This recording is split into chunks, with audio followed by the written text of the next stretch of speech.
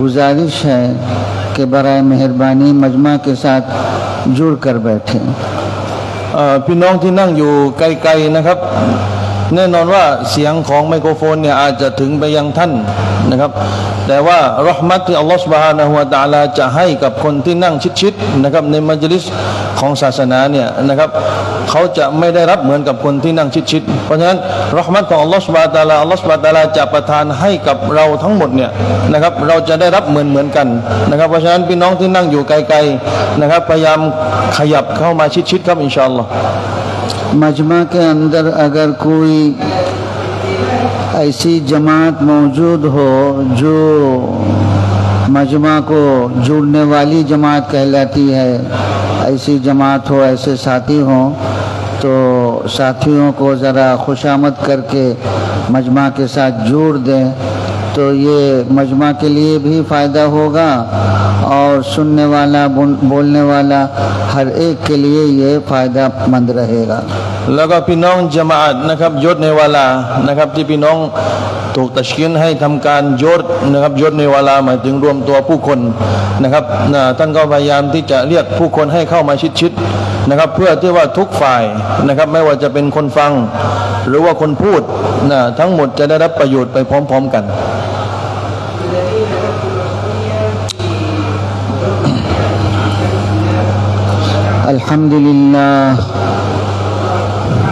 الحمد لله نحمده ونستعينه ونستغفره ونؤمن به ونتوكل عليه ونعوذ بالله من شرور أنفسنا ومن سيئات أعمالنا من يهده الله فلا مضل له ومن يضلله فلا هادي له ونشهد أن لا إله إلا الله وحده لا شريك له ونشهد أن سيدنا ومولانا محمدا عبده ورسوله أما بعد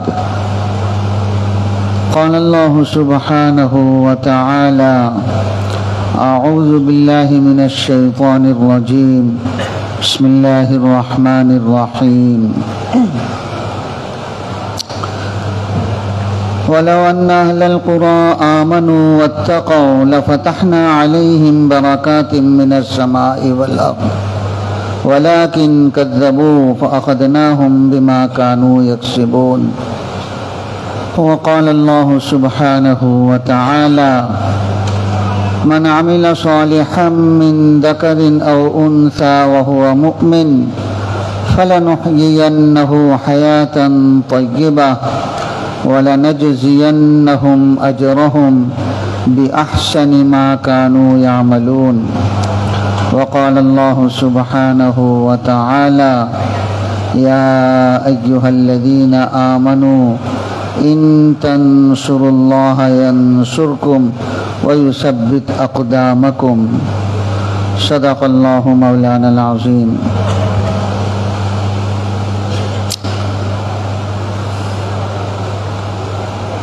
اللہ جل جلالہ عما نوالہ نے اس دنیا کو پیدا کیا بنایا اور دنیا کے اندر جتنی چیزیں جتنے مخلوقات لوگوں کے نظروں میں نظر آتا ہے دکھتا ہے یہ جو نہیں دکھتا یہ سب اللہ ہی نے پیدا فرمایا اللہ ہی نے اس کو وجود دیا اللہ سب کا خالق ہے اللہ سب کا مالک ہے اللہ سب کو سنبھالنے والا قیوم ہے اللہ سب کی محافظ رقیب نگہبان ہے اللہ حی قیوم ہے اللہ تعالیٰ ہی نے سب کچھ پیدا فرمایا اور پیدا فرمانے کے بعد اس کی بقا کا سامان یہ باقی رہے یہ سامان بھی اللہ تعالیٰ نے پیدا فرمایا اور پھر ہر ایک چیز کی جو منتہا ہے جو آخر ہے جہاں تک اس کو پہنچنا ہے اللہ کے علم میں वहाँ तक पहुँचने का असबाब पैदा करके इन असबाब को अल्लाह ताला ने हर चीज़ के साथ मुताल्लिक़ किया, हर चीज़ के साथ अल्लाह ताला ने इस असबाब को लगाया जिस असबाब की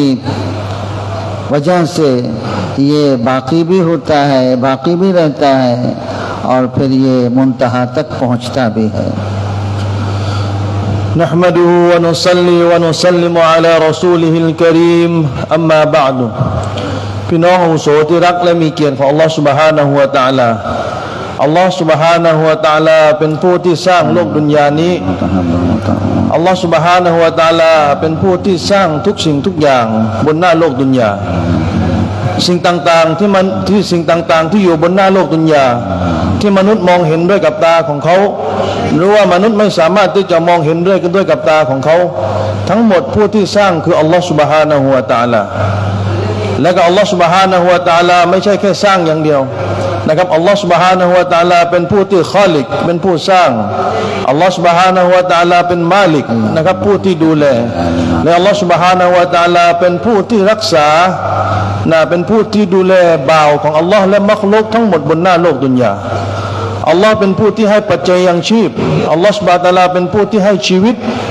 กับสรรพสิ่งทั้งหมดที่อยู่บนหน้าโลกดุนยาและมนุษย์มาอยู่บนหน้าโลกดุนยาอัลลอฮ์ซุบฮานะฮูวะตะอาลาก็รู้นะครับทรงรับรู้ถึงบั้นปลายของมนุษย์หรือว่าสรรพสิ่งทั้งหมดที่มีชีวิตบนหน้าโลกดุนยาว่าจุดจบของเขานั้นจะเป็นอย่างไรและอัลลอฮฺ سبحانه และ تعالى ก็ได้สร้างอัสบาบ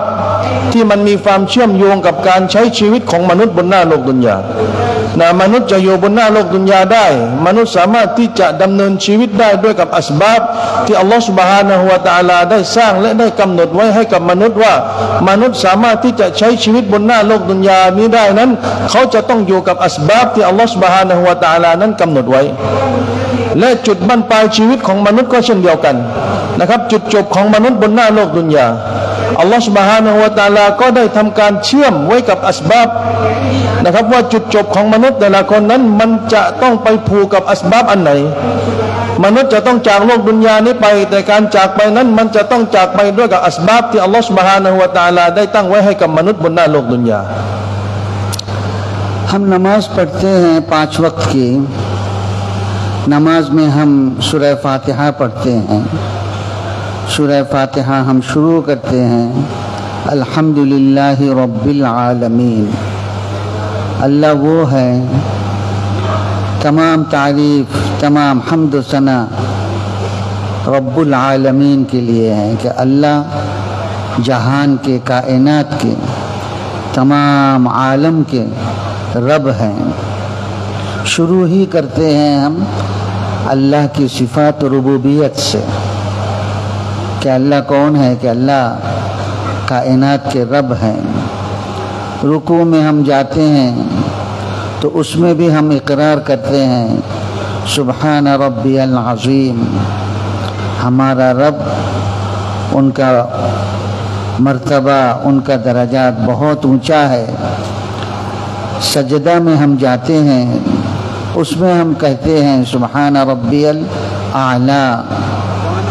रुकू से उठते हैं तो कहते हैं रब्बना लकल हम्द अल्लाह ताला ने अपने कलाम में कलाम मजीद के अंदर बंदा अपने रब को पुकारे बंदा अपने रब को बुलावे तो उसके लिए भी अल्लाह ताला ने अपने कलाम पाक के अंदर रब लफ्ज़ को इस्तेमाल किया बसा बहुत सारी जगहों पे रब्बना रब्बना रब्बना रब्बना रब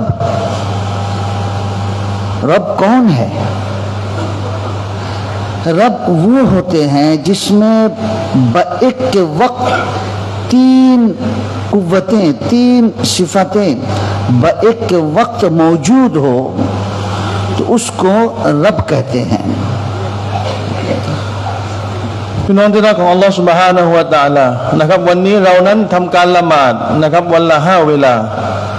เรารักษาละหมาดวันละ5 เวลา แต่ละครั้งที่เราละหมาดนั้นแน่นอนว่าเราจะต้องอ่านซูเราะห์ฟาติฮะห์ในการละหมาดของเราในทุกๆรอกาตแต่ถ้าว่าเราย้อนกลับไปดูในวันนี้นะครับในซูเราะห์ฟาติฮะห์จุดเริ่มต้นของซูเราะห์ฟาติฮะห์อัลฮัมดุลิลลาฮิร็อบบิลอาลามีนการสรรเสริญทั้งหมดนะครับการสรรเสริญทั้งหมดเป็นกรรมสิทธิ์เป็นสิทธิของร็อบบุลอาลามีนอัลลอฮ์ผู้ที่เป็นร็อบแล้วก็หลังจากนั้นเมื่อเราละหมาดเราลงไปรุกูอ์เราก็กล่าวถึงการสรรเสริญอัลลอฮ์ซุบฮานะฮูวะตะอาลาผู้ที่สูงส่งเราลงไปทำการสุญูดเราก็ทำการสรรเสริญอัลลอฮ์ซุบฮานะฮูวะตะอาลานะครับเราขึ้นจากการรุกูอ์ร็อบบานาละกัลฮัมเราก็ทำการสรรเสริญอัลลอฮ์ซุบฮานะฮูวะตะอาลาทั้งหมดที่เราทำการละหมาดนั้นจุดประสงค์เพื่อที่จะให้เรานั้นได้สรรเสริญผู้ที่เป็นร็อบผู้ที่เป็นร็อบผู้ที่เป็นพระเจ้าของสากลโลกร็อบบุลอาลามีนอาลามีนทั้งหมดผู้ที่เป็นร็อบคืออัลลอฮฺซุบฮานะฮูวะตะอาลาอัลลอฮฺซุบฮานะฮูวะตะอาลาได้กล่าวในอัลกุรอานว่าอัลลอฮ์คือร็อบบุลอาลามีนแม้กระทั่งในอัลกุรอานพี่น้องที่รักของอัลลอฮฺซุบฮานะฮูวะตะอาลาอัลลอฮฺซุบฮานะฮูวะตะอาลาได้สอนให้เรานั้นขอดุอาต่ออัลลอฮฺซุบฮานะฮูวะตะอาลาในอัลกุรอานมากมายดุอาที่ขึ้นต้นด้วยกับคำว่าร็อบบานาร็อบบานาในอัลกุรอานที่อัลลอฮฺซุบฮานะฮูวะตะอาลาได้สอนดุอาให้กับเราหลายๆครั้งที่เราอ่านในอัลกุรอานเราจำนะครับร็อบบานาขึ้นต้นด้วยกับร็อบบานาเวลาเราดุอาเพราะฉะนั้นคำว่าร็อบเนี่ยเราจะต้องทำความเข้าใจว่าอะไรคือร็อบคือใครนะครับอะไรคือซิฟัตอะไรคือคุณลักษณะของผู้ที่เป็นร็อบवो ज़ात जो किसी चीज़ को आदम से वजूद में लावे नीस्त से हस्त में लावे नथिंग से थिंग में लावे कुछ नहीं था उन्होंने इरादा फरमाया उनका इरादा ही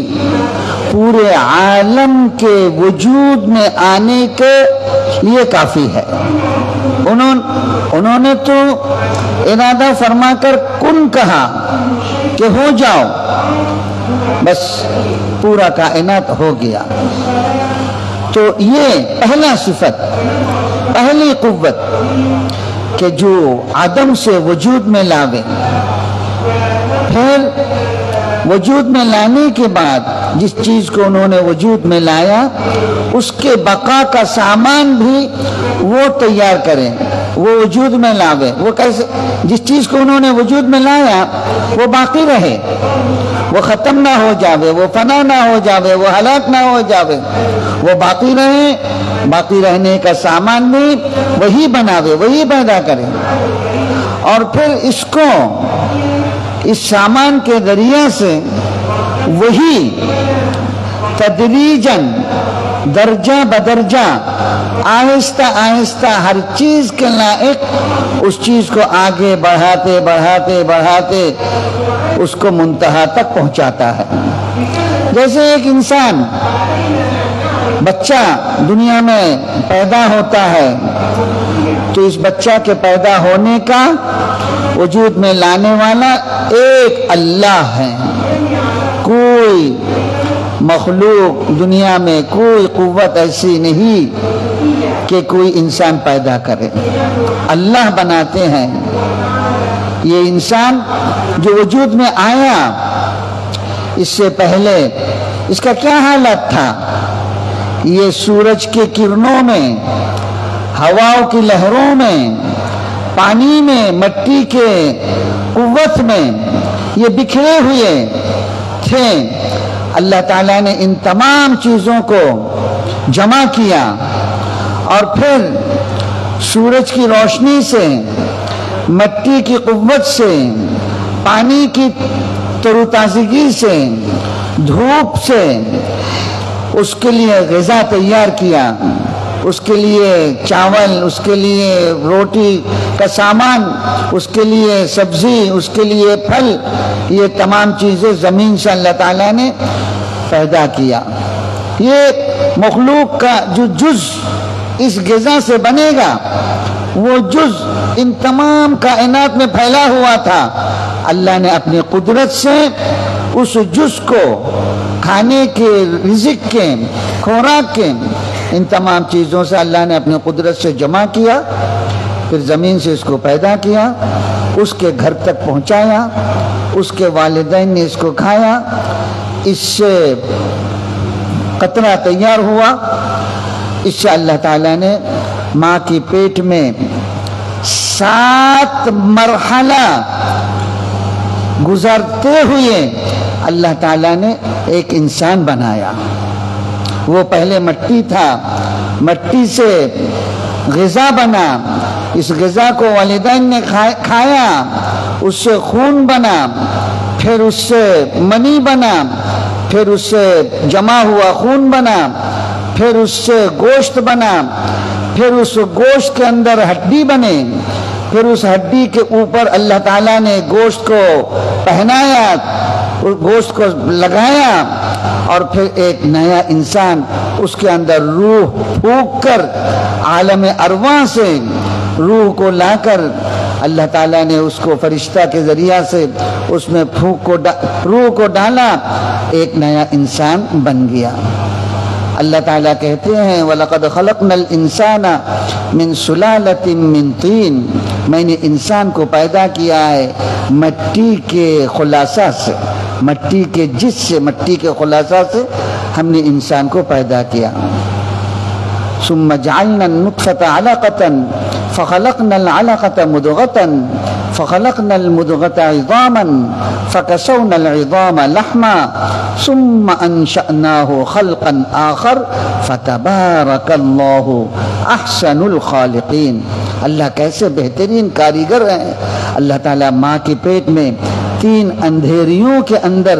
रखकर इन 7 मरहलों से गुजरते हुए एक इंसान अल्लाह ताला ने बनाया, वजूद में लाया, जिसका कोई वजूद नहीं था, कोई जिक्र नहीं था, कोई तज़किरा नहीं था। हल अता अलल इंसान हिनुम मिनद्दहर लम यकुन शैअन मज़कूरा, जब वो सूरज की रोशनी में, पानी में, ज़मीन के तोस में और हवाओं में था, कोई उसको जानता नहीं था, उसका कोई वजूद नहीं था। अल्लाह ताला ने अपनी कुदरत से इसको वजूद में लाया। พี่น้องที่รักของอัลลอฮฺ سبحانه และ تعالى นะครับผู้ที่เป็นรบนั้นเขาจะต้องมีอำนาจ3อำนาจพร้อมๆกันในเวลาเดียวกันนะครับซึ่งอัลลอฮฺ سبحانه และ تعالى เป็นผู้นะครับมีอำนาจเหนือทุกสิ่งทุกอย่างนะครับอำนาจแรกที่ผู้ที่เป็นรบคุณลักษณะของผู้ที่เป็นรบจะต้องมีนั่นคืออะไรนะคือการที่จะต้องสร้างสิ่งที่ไม่มีให้มีขึ้นมาด้วยกับการอิรอดะห์ของผู้ที่เป็นรบอัลลอฮฺ سبحانه และ تعالى ได้สร้างทุกสิ่งทุกอย่างบนหน้าโลกดุนยาด้วยกับการอิรอดะห์ของอัลลอฮฺ سبحانه และ تعالى ก่อนหน้านี้บนหน้าโลกดุนยาไม่มีมนุษย์ ไม่มีสิ่งของบนหน้าโลกดุนยาไม่มีโลกดุนยาแต่เมื่ออัลลอฮฺ سبحانه และ تعالى มีความประสงค์ที่จะสร้างดุนยาขึ้นมาด้วยกับอิรอดะห์ของอัลลอฮฺ سبحانه และ تعالى ทุกสิ่งทุกอย่างบนหน้าโลกดุนยามันก็เกิดขึ้นด้วยกับการอิรอดะห์ด้วยกับความต้องการของอัลลอฮฺ سبحانه และ تعالى เมื่ออัลลอฮฺ سبحانه และ تعالى มีความต้องการที่จะสร้างสิ่งหนึ่งสิ่งใดอัลลอฮฺ سبحانه และ تعالى จะมีความจะกล่าวว่ากุนจงเป็นนะครับฟายากุนสิ่งนั้นมันก็จะเป็นไปตามความต้องการของอัลลอฮฺ سبحانه และ تعالى มนุษย์ไม่มีบนหน้าโลกดุนยาแต่อัลลอฮฺ سبحانه และ تعالى ต้องการที่จะให้มนุษย์นั้นเกิดขึ้นมาบนหน้าโลกดุนยาจากที่ไม่มีนะครับไม่มีมนุษย์เลยบนหน้าโลกดุนยาอัลลอฮฺ سبحانه และ تعالى นั้นได้สร้างมนุษย์ให้เกิดขึ้นบนหน้าโลกดุนยาด้วยกับการอิรอดะห์ของอัลลอฮฺ سبحانه และ تعالى นั่นคือประการแรกการที่สร้างจากสิ่งที่ไม่มีให้มันวูจูดให้มันมีขึ้นมาบนหน้าโลกดุนยาและเมื่ออำนาจของอัลลอฮฺ سبحانه และ تعالى นะครับหลังจากที่สร้างสิ่งที่ไม่มีให้มีขึ้นมาแล้วอำนาจของอัลลอฮฺ سبحانه และ تعالى ผู้ที่เป็นรบต่อไปคืออะไรนะครับการที่สร้างอัสบาบที่จะให้มนุษย์ที่จะให้สิ่งที่ถูกสร้างบนหน้าโลกดุนยานั้นสามารถที่จะมีชีวิตได้บนหน้าโลกดุนยา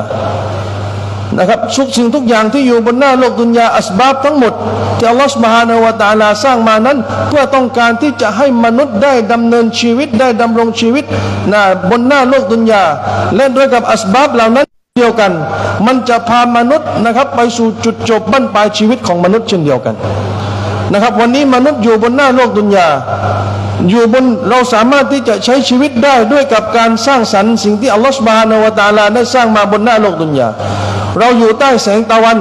นะครับเราอยู่กับดินที่อัลลอฮฺซุบฮานะฮูวะตะอาลาสร้างมา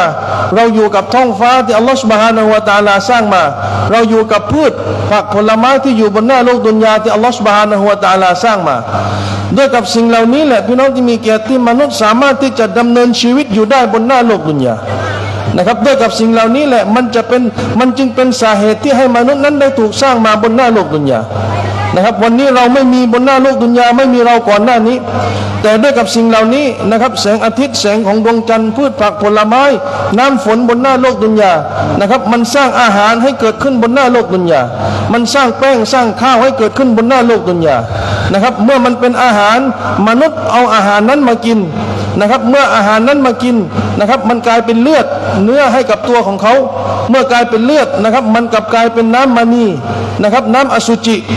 เกิดขึ้นในตัวของมนุษย์ด้วยกับน้ำอสุจิอันนั้นนะครับมันสามารถที่จะสร้างมนุษย์ขึ้นมาแล้วก็มนุษย์สามารถที่จะเกิดมาบนหน้าโลกดุนยาแล้วก็ด้วยกับสิ่งเหล่านี้ที่มันอยู่บนหน้าโลกดุนยาก็เช่นเดียวกันมนุษย์ก็จะจบชีวิตด้วยกับอัสบาบเหล่านี้ที่อยู่บนหน้าโลกดุนยาเพราะมนุษย์มาอยู่บนหน้าโลกดุนยามนุษย์จะต้องผ่าน7ด่านด้วยกันนะครับจะต้องผ่าน7ขั้นตอนด้วยกันกว่าที่เรานั้นจะเป็นมนุษย์อัลลอฮฺ سبحانه และ تعالى ได้กล่าวในอัลกุรอานว่าแท้ที่จริงแล้วนั้นเราได้สร้างมนุษย์มาจากดินนะครับที่ถูกคัดสรรโดยตรงจากอัลลอฮฺ سبحانه และ تعالى นะครับเราเนี่ยถูกสร้างมาจากดินแต่ก่อนที่จะอัลลอฮฺ سبحانه และ تعالى จะใส่วิญญาณให้กับมนุษย์นั้นนะครับอัลลอฮฺ سبحانه และ تعالى ได้สร้างเรามาจากเม็ดมาจากหยดของน้ำอสุจินะครับกลายเป็นก้อนเนื้นะครับแล้วก็อัลลอฮฺ سبحانه และ تعالى ให้เป็นกระดูกบนกระดูกอันนั้นอัลลอฮฺ سبحانه และ تعالى ก็ได้ให้เนื้อนั้นได้หุ้มกระดูกแล้วก็ได้กลายเป็นมนุษย์แล้วก็ได้ใช้ชีวิตบนหน้าโลกดุนยา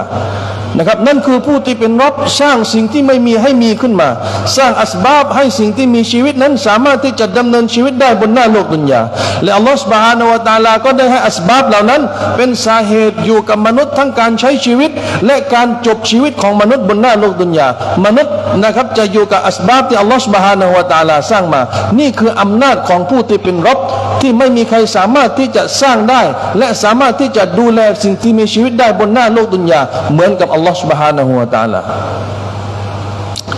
ये बच्चा दुनिया में वजूद में आता है तो उसके बका का सामान अल्लाह ताला उसके लिए दुनिया में आने से पहले अल्लाह ताला तैयार करते हैं उसके माँ की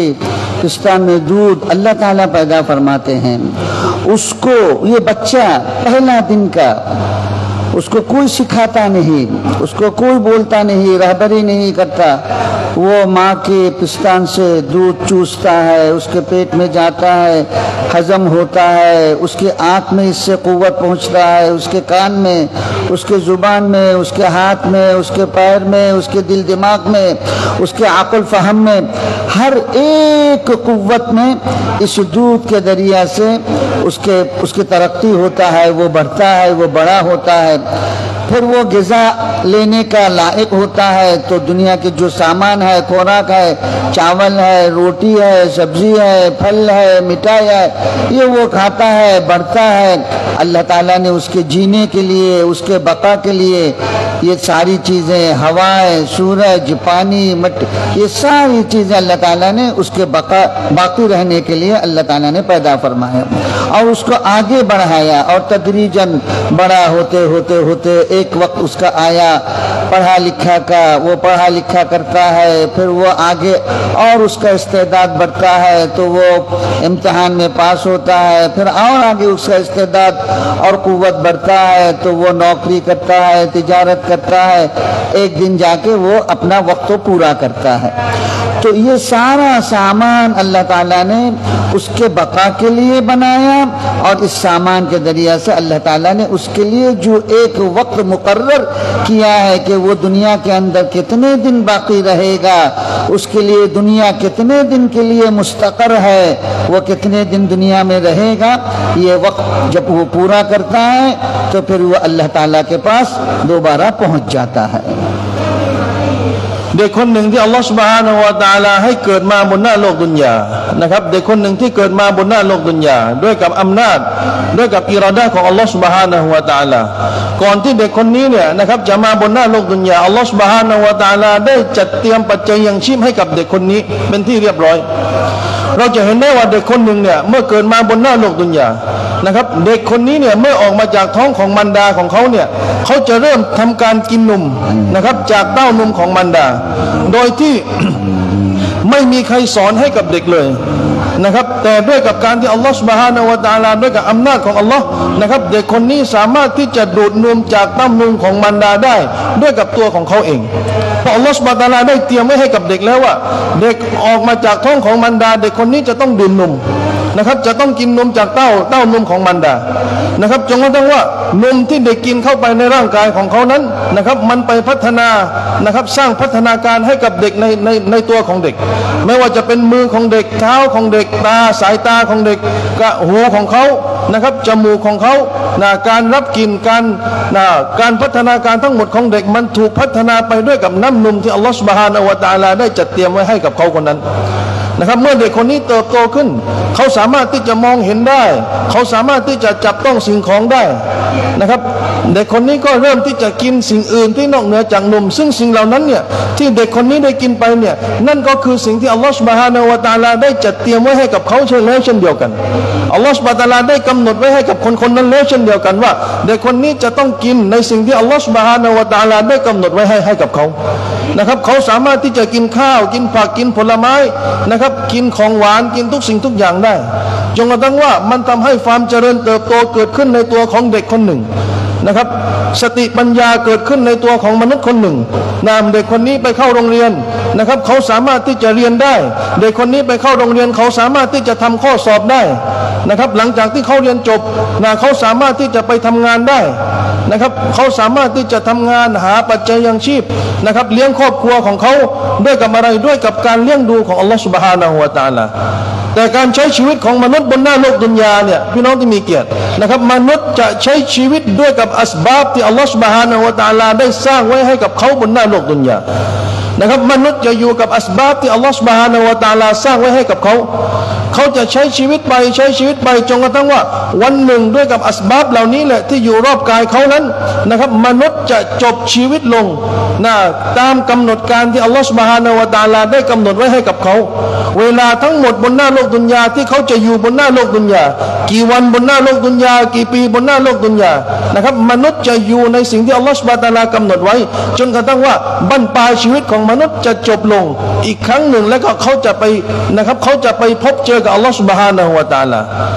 แต่การใช้ชีวิตของเราเนี่ยมันจะอยู่กับวงจรของอัสบาบที่อัลลอฮฺ سبحانه และ تعالى ได้เตรียมไว้ให้กับมนุษย์มนุษย์จะต้องใช้ชีวิตกับสิ่งเหล่านี้นี่คือผู้ที่เป็นรบผู้ที่มีอำนาจผู้ที่สร้างทุกสิ่งทุกอย่างจากสิ่งที่ไม่มีให้มีขึ้นมาและสร้างอัสบาบเพื่อที่จะให้มนุษย์ได้ดำเนินชีวิตและมนุษย์นั้นจะต้องจบชีวิตด้วยกับอัสบาบเหล่านี้เช่นเดียวกันบนหน้าโลกดุนยาमुहम्मदुर रसूलुल्लाह सल्लल्लाहु अलैहि वसल्लम के एक सहाबी हैं जिनका नाम समूरा इब्ने जुंदुब रदियल्लाहु ताला अन्हु है। वो ये कहते हैं कि मैंने नबी सल्लल्लाहु अलैहि वसल्लम की ज़ुबान मुबारक से एक बात बारहा सुना, बारहा बहुत मर्तबा मैंने एक बात नबी को फरमाते हुए सुना। फिर नबी जी दुनिया से रुखसत हो जाने के बाद मैंने वही बात जो नबी जी से बारहा कई मर्तबा सुना वही बात हुबहू बिआइनिही मैंने हज़रत अबू बकर सिद्दीक़ रज़ियल्लाहु ताला अन्हु को भी कहते हुए फरमाते हुए सुना। फिर हज़रत अबू बकर सिद्दीक़ रज़ियल्लाहु ताला अन्हु के दुनिया से रुखसत हो जाने के बाद हज़रत उमर रज़ियल्लाहु ताला अन्हु की खिलाफत के ज़माना में हज़रत उमर रज़ियल्लाहु ताला अन्हु को भी मैंने वही बात जो हुजूर से बारहा सुना, अबू बकर से बारहा सुना, वही बात हज़रत उमर को भी बार बार कहते हुए मैंने सुना है। इतना कह लो फिर आगे बताते हैं। सल्लल्लाहु अलैहि वसल्लम มุฮัมมัดประการต่อไปนะครับคือมุฮัมมัดุลรอซูลุลลอฮ์นะครับแกได้เล่าเรื่องราวเรื่องหนึ่งแกบอกว่าซอฮาบะห์คนหนึ่งของนบีศ็อลลัลลอฮุอะลัยฮิวะซัลลัมซะมุเราะห์บินจุนดุบรอฎิยัลลอฮุตะอาลาอันฮุท่านได้กล่าวว่ามีประโยคหนึ่งนะครับที่ฉันเนี่ยในขณะที่รอซูลุลลอฮ์ศ็อลลัลลอฮุอะลัยฮิวะซัลลัมยังมีชีวิตอยู่นะครับฉันได้ฟังจากรอซูลุลลอฮ์ศ็อลลัลลอฮุอะลัยฮิวะซัลลัมไม่ใช่แค่ครั้งเดียวนะครับหลายๆครั้งด้วยกันหลายๆครั้งมันมากนะครับหลายๆเหตุการณ์ที่ฉันนั้นได้ยินจากนบีศ็อลลัลลอฮุอะลัยฮิวะซัลลัมซึ่งประโยคอันนั้นจนกระทั่งว่าวันหนึ่งนบีศ็อลลัลลอฮุอะลัยฮิวะซัลลัมจากโลกดุนยานี้ไปนะครับซะมุเราะห์บินจุนดุบรอฎิยัลลอฮุตะอาลาอันฮุก็ได้บอกว่านะครับถึงkhiลาฟัตของอบูบักรซิดดีกรอฎิยัลลอฮุตะอาลาอันฮุท่านก็ได้กล่าวว่าฉันก็ได้ยินจากอบูบักรซิดดีกรอฎิยัลลอฮุตะอาลาอันฮุซึ่งประโยคดังกล่าวซึ่งเหมือนกันนะครับกับประโยคที่ฉันนั้นได้ยินจากท่านรอซูลุลลอฮ์ศ็อลลัลลอฮุอะลัยฮิวะซัลลัมและก็ฉันก็ได้ยินหลายครั้งเช่นเดียวกันประโยคดังกล่าวจากอบูบักรซิดดีกรอฎิยัลลอฮุตะอาลาอันฮุจนกระทั่งว่าkhiลาฟัตนะครับยุคของอบูบักรซิดดีกนั้นได้หมดไปนะครับมาถึงยุคของอุมัรบินค็อฏฏอบรอฎิยัลลอฮุตะอาลานะครับท่านก็ได้กล่าวอีกว่าฉันก็ได้ยินประโยคดังกล่าวจากท่านอุมัรบินค็อฏฏอบรอฎิยัลลอฮุตะอาลาอันฮุซึ่งเป็นประโยคที่มีความเหมือนกันประโยคเดียวกันนะครับจากประโยคที่ฉันนั้นเคยได้ยินจากรอซูลุลลอฮ์ประโยคเดียวกันจากประโยคที่ฉันนั้นเคยได้ยินจากท่านอบูบักรซิดดีกรอฎิยัลลอฮุตะอาลาอันฮุและมาในยุคของอุมัรฉันก็ได้ยินประโยคอันนี้ที่เหมือนกันนะครับในยุคของอุมัรบินค็อฏฏอบรอฎิยัลลอฮุตะอาลาอันฮุमुहम्मदुर रसूलुल्लाह सल्लल्लाहु अलैहि वसल्लम इरशाद फरमाते हैं कि अल्लाह के बंदों में से जो बंदा अल्लाह को पुकारे, अल्लाह को बुलावे और बुलाकर अल्लाह को पुकार कर फिर अल्लाह से 6 बातें बतावे, 6 बातें अल्लाह से कहे अल्लाह को पुकार कर, और ये 6 बातें अल्लाह से कहने के बाद वो अल्लाह से जो भी दुआ करेगा, जो भी मांगेगा, अल्लाह ताला उसकी दुआ को कबूल फरमाकर उसके सवाल को पूरा करेंगे। जो भी वो मांगेगा 6 बातें अल्लाह से कहेगा और कहकर फिर जो दुआ करेगा, जो कहेगा, जो मांगेगा, अल्लाह ताला उसको वो दे देंगे। मुहम्मद रसूलुल्लाह सल्लल्लाहु अलैहि वसल्लमมาถึงนบีศ็อลลัลลอฮุอะลัยฮิวะซัลลัมได้กล่าวว่านะครับใครก็ตามที่เขานั้นขอต่ออัลเลาะห์ซุบฮานะฮูวะตะอาลาใครก็ตามที่เขาเรียกร้องจากอัลเลาะห์ซุบฮานะฮูวะตะอาลาร้องขอจากอัลเลาะห์ซุบฮานะฮูวะตะอาลานะครับด้วยกับ4คำพูดด้วยกับ4ประโยคนะครับไม่ว่าเขาจะขออะไรจากอัลเลาะห์ซุบฮานะฮูวะตะอาลานะครับอัลลอฮฺซุบฮานะฮูวะตะอาลาจะให้กับเขาอย่างแน่นอนนะครับในการขอนั้นจะต้องมี6อย่าง6ประโยคแน่นอนว่าเมื่อมี6ประโยคอยู่ในคำขอของเขานั้นนะครับการขอของเขาจะถูกตอบรับจากอัลลอฮฺซุบฮานะฮูวะตะอาลาอย่างแน่นอน क्या ये पूरा मजमा उस बात को सुनने के शौक करते हैं นะครับเอาโซถามว่าเราทั้งหมดที่นั่งอยู่ตรงนี้เนี่ยเรามีความต้องการไหมที่จะรู้ว่า6ประโยคนั้นคืออะไรकुछ कहते नहीं นะมีความต้องการไหมครับที่จะรู้6ประโยคดังกล่าว नहीं समझे बताऊं या नहीं बताऊं แกบอกว่าให้แกบอกไหมหรือว่าไม่บอก आपको चाहिए या नहीं चाहिए เรามีความต้องการไหมหรือเราไม่ต้องการ पहली बात नबी फरमाते हैं तुम अल्लाह को पुकारो, अल्लाह को बुलाओ और अल्लाह को पुकार कर अल्लाह को बुलाकर ये कहो अल्लाह से अल्लाहुम्मा अंता खलक़तनी, ऐ अल्लाह आप वो ज़ात हैं कि आपने मुझे पैदा किया, आपने मुझे बनाया, मेरी पैदाइश, मेरे आदम से वजूद में आना आपकी कुदरत से हुआ है, आपने मुझे पैदा फरमाया। अंता खलक़तनी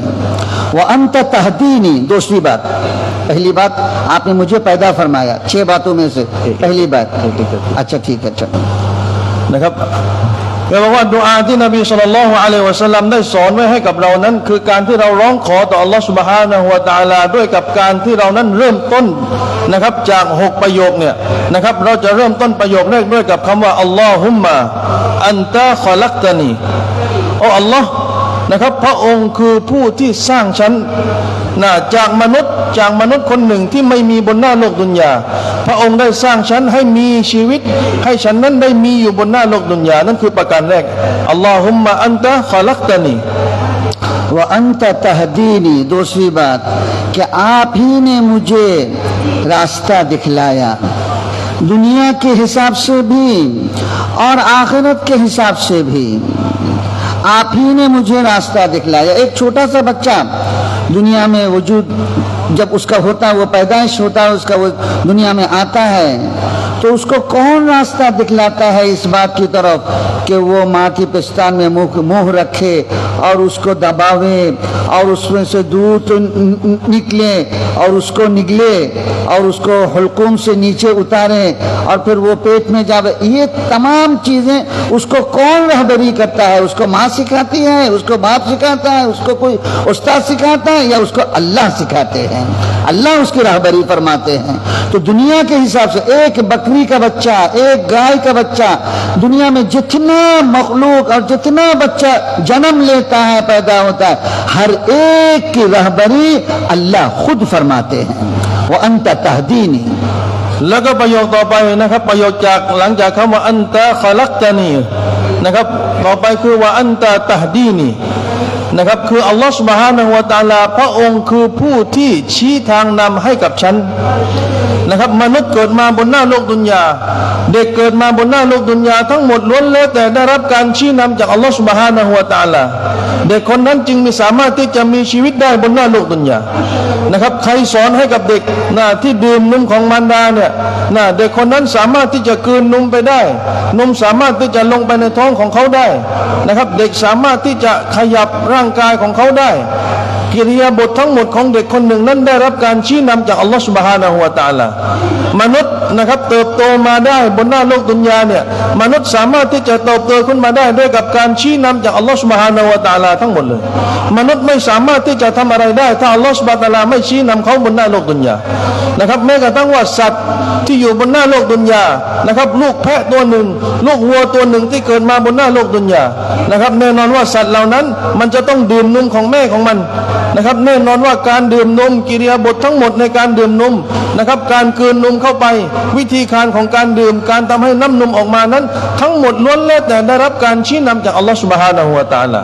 อัลลอฮฺซุบฮานะฮูวะตะอาลาเป็นผู้ที่ชี้นำนะครับเส้นทางให้กับมนุษย์บนการใช้ชีวิตบนหน้าโลกดุนยาتیسری بات یہ کہتا ہے وَأَنْتَ تُطْعِمُنِي آج تک میری عمر 80 سال 100 سال 120 سال گزر گیا میرے دنیا میں آنے کے بعد سے اس مدت میں میں نے جو کچھ کھایا چاول کے جتنے دانے گیہوں کے جتنے ذرات سبزیوں کے جتنے ٹکڑے پھلوں کے جتنے لذتیں جتنی چیزیں آج تک میں نے کھایا یہ میں اپنی قدرت سے اپنی صلاحیت سے اپنی طاقت سے اپنے عقل سے کچھ نہیں کھایا جو کچھ کھایا او اللہ اکیلا آپ ہی نے مجھے کھلایا انت تطعمنی اس کھانے میں میرا کوئی اسی لیے محمد الرسول اللہ صلی اللہ علیہ وسلم نے کھانے کے بعد اس نعمت کا شکر ادا کرنے کے لیے جو ترتیب اور جو دعا امت کو آپ علیہ السلام نے سکھلایا اللہ کی اس نعمت کو حاصل کرنے کے بعد استعمال کرنے کے بعد تم اللہ سے یہ کہو الحمدللہ الذی اطعمنی اللہ ہی وہ ذات ہے جس نے مجھے یہ کھانا کھلایا وَرَزَقَنِيهِ مِنْ غَيْرِ حَوْلٍ مِّنِّي وَلَا قُوَّةٍ میری کوئی طاقت نہیں تھا میرا کوئی قوت نہیں تھا اگر اللہ مجھے نہ کھلاتے میں نہیں کھا سکتا اللہ ہی نے مجھے کھلایا اس لیے میں اللہ کی دی ہوئی توفیق سے اس کھانا کو کھایا اس لیے تیسرا لفظ تم اللہ سے یہ کہو اللہ کو پکار کر انت تطعمنی او اللہ آج تک میری عمر میں نے جو کچھ کھانا کھایا ہے کہ अकल के एतबार से तो वो सब कुछ अकेला आप ही ने मुझे खिलाया นะครับประโยคที่3ในการขอดุอานะครับจาก6ประโยคนะครับคืออะไรหลังจากที่อัลลอฮุมมะอันตะคอลักตานีวะอันตะตะฮดีนีนะครับต่อไปวะอันตะตุตอิมุนีโอ้อัลลอฮ์พระองค์เท่านั้นพระองค์นั่นแหละคือผู้ที่เลี้ยงดูฉันให้ปัจจัยยังชีพกับฉันเลี้ยงอาหารกับฉันนะครับความหมายเพื่อต้องการที่จะบอกกับอัลลอฮฺ سبحانه และ تعالى ว่าชีวิตของเราเนี่ยตั้งแต่เรามาอยู่บนหน้าโลกดุนยานะครับจากวันที่เราเกิดจากวันที่เรามีชีวิตบนหน้าโลกดุนยาจนกระทั่งวันนี้นะครับเรามีชีวิตมาแล้วกี่ปีนะครับอายุของเราเท่าไหร่แล้ววันนี้และวันข้างหน้าเราจะมีอายุอีกเท่าไหร่นะครับทุกๆเม็ดข้าวที่เรากินเข้าไปในท้องของเรานะครับทุกผงของแป้งของโรตีที่เรากินเข้าไปในท้องของเรานั้นทั้งหมดล้วนแล้วแต่มาจากการเลี้ยงดูของอัลลอฮฺ سبحانه และ تعالى เราไม่ได้กินอาหารเหล่านั้นด้วยกับอำนาจของเราเราไม่ได้กินอาหารเหล่านั้นด้วยกับสติปัญญาของเราเราไม่ได้กินอาหารเหล่านั้นด้วยกับด้วยกับตัวของเราเองแต่เรากินสิ่งเหล่านั้นด้วยกับการที่อัลลอฮฺ سبحانه และ تعالى นั้นเลี้ยงดูเรานะครับไม่ว่าจะเป็นความอร่อยของข้าวไม่ว่าจะเป็นนะครับผักผลไม้ที่เรากินเข้าไปไม่ว่าจะเป็นผลไม้ที่เรากินเข้าไปอาหารทั้งหมดบนหน้าโลกดุนยาทั้งหมดล้วนแล้วแต่เป็นสิ่งที่อัลลอฮฺ سبحانه และ تعالى นั้นได้ประทานให้กับเราเราไม่มีอำนาจที่จะเอาสิ่งหนึ่งสิ่งใดเข้ามาในตัวของเราได้แต่เราสามารถที่จะกินได้ด้วยกับการเลี้ยงดูจากอัลลอฮฺ سبحانه และ تعالى เพราะฉะนั้นนบีศ็อลลัลลอฮุอะลัยฮิวะซัลลัมได้สอนดุอาให้กับเรานะครับหลังจากคนหนึ่งเขาได้กินอาหารไปแล้วเขาได้กินเนืมัตของอัลลอฮฺ سبحانه และ تعالى เข้าไปแล้วนะครับนบีได้สอนดุอาให้กับเราอัลฮัมดุลิลลาฮิลลดีอัตอะมานีนะครับขอสรรเสริญความสรรเสริญเป็นสิทธิของอัลลอฮฺ سبحانه และ تعالى ผู้ซึ่งประทานอาหารให้กับฉันผู้ซึ่งประทานปัจจัยยังชีพให้กับฉันนะครับเพราะฉะนั้นการที่เรากล่าวดุอาเพื่อต้องการที่จะสรรเสริญอัลลอฮฺ سبحانه และ تعالى บอกกับอัลลอฮฺ سبحانه และ تعالى ว่าทั้งชีวิตของฉันที่ฉันได้กินเข้าไปนั้นที่มันเข้ามาในร่างกายของฉันนั้นทั้งหมดล้วนแล้วแต่มาจากอัลลอฮฺ تعالى ทั้งหมดเลยมันไม่ได้มาจากความต้องการของฉันไม่ได้มาจากสติปัญญาของฉันไม่ได้มาจากสิ่งที่ฉันต้องการแต่ทั้งหมดอัลลอฮฺ سبحانه และ تعالى เป็นผู้ที่เลี้ยงดูฉันอัลลอฮฺ سبحانه และ تعالى เป็นผู้ที่ประทานปัจจัยยังชีพให้กับฉันचौथी बात वो ये अल्लाह से ये कहता है वह अंत तस्कीनी कि अल्लाह मेरी ज़िंदगी में दूध का पानी का शरबत का मशरूबात का जितने कतरात आज तक मैंने पिया है ये सब कुछ वो अल्लाह अकेला तने तन्हा आप ही ने अपनी कुदरत से इन चीज़ों को पैदा करके इन मशरूबात को पैदा करके आपने आप ही ने मुझे पिलाया है इस पानी के पीने में इस कतरात के हासिल होने में मेरे जर्रा बराबर इसमें कोई कुव्वत कोई ताकत कोई इस्तेदाद इसका कोई दखल नहीं है सिर्फ और अकेला तने तन्हा आप ही ने मुझे ये पिलाया แล้วก็ประโยคที่4นะครับที่เรานะครับเป็นส่วนหนึ่งจากการที่เรานั้นจะร้องขอจากอัลลอฮฺ سبحانه และ تعالى นะครับว่าอันตะตัสกีนีนะครับคือการที่เรานั้นบอกกับอัลลอฮฺ سبحانه และ تعالى ว่ายาอัลลอฮฺนะครับวันนี้ที่เราดื่มเข้าไปทั้งหมดในร่างกายของเราสิ่งที่เป็นเครื่องดื่มไม่ว่าจะเป็นนมที่เราดื่มเข้าไปไม่ว่าจะเป็นน้ำที่เราดื่มเข้าไปในร่างกายของเราไม่ว่าจะเป็นน้ำหวานเครื่องดื่มทั้งหมดบนหน้าโลกดุนยาทั้งหมดนั้นยาอัลลอฮ์ฉันไม่ได้ดื่มด้วยกับสติปัญญาของฉันไม่ได้ดื่มด้วยกับอำนาจที่มีอยู่ในตัวของฉันไม่ได้ดื่มไปด้วยกับความต้องการของฉันแต่เราจะบอกกับอัลลอฮ์ سبحانه และ تعالى ว่ายาอัลลอฮ์ทั้งหมดเครื่องดื่มที่ฉันดื่มเข้าไปนั้นล้วนแล้วแต่มาจากการที่พระองค์นั้นให้ฉันดื่มเข้าไป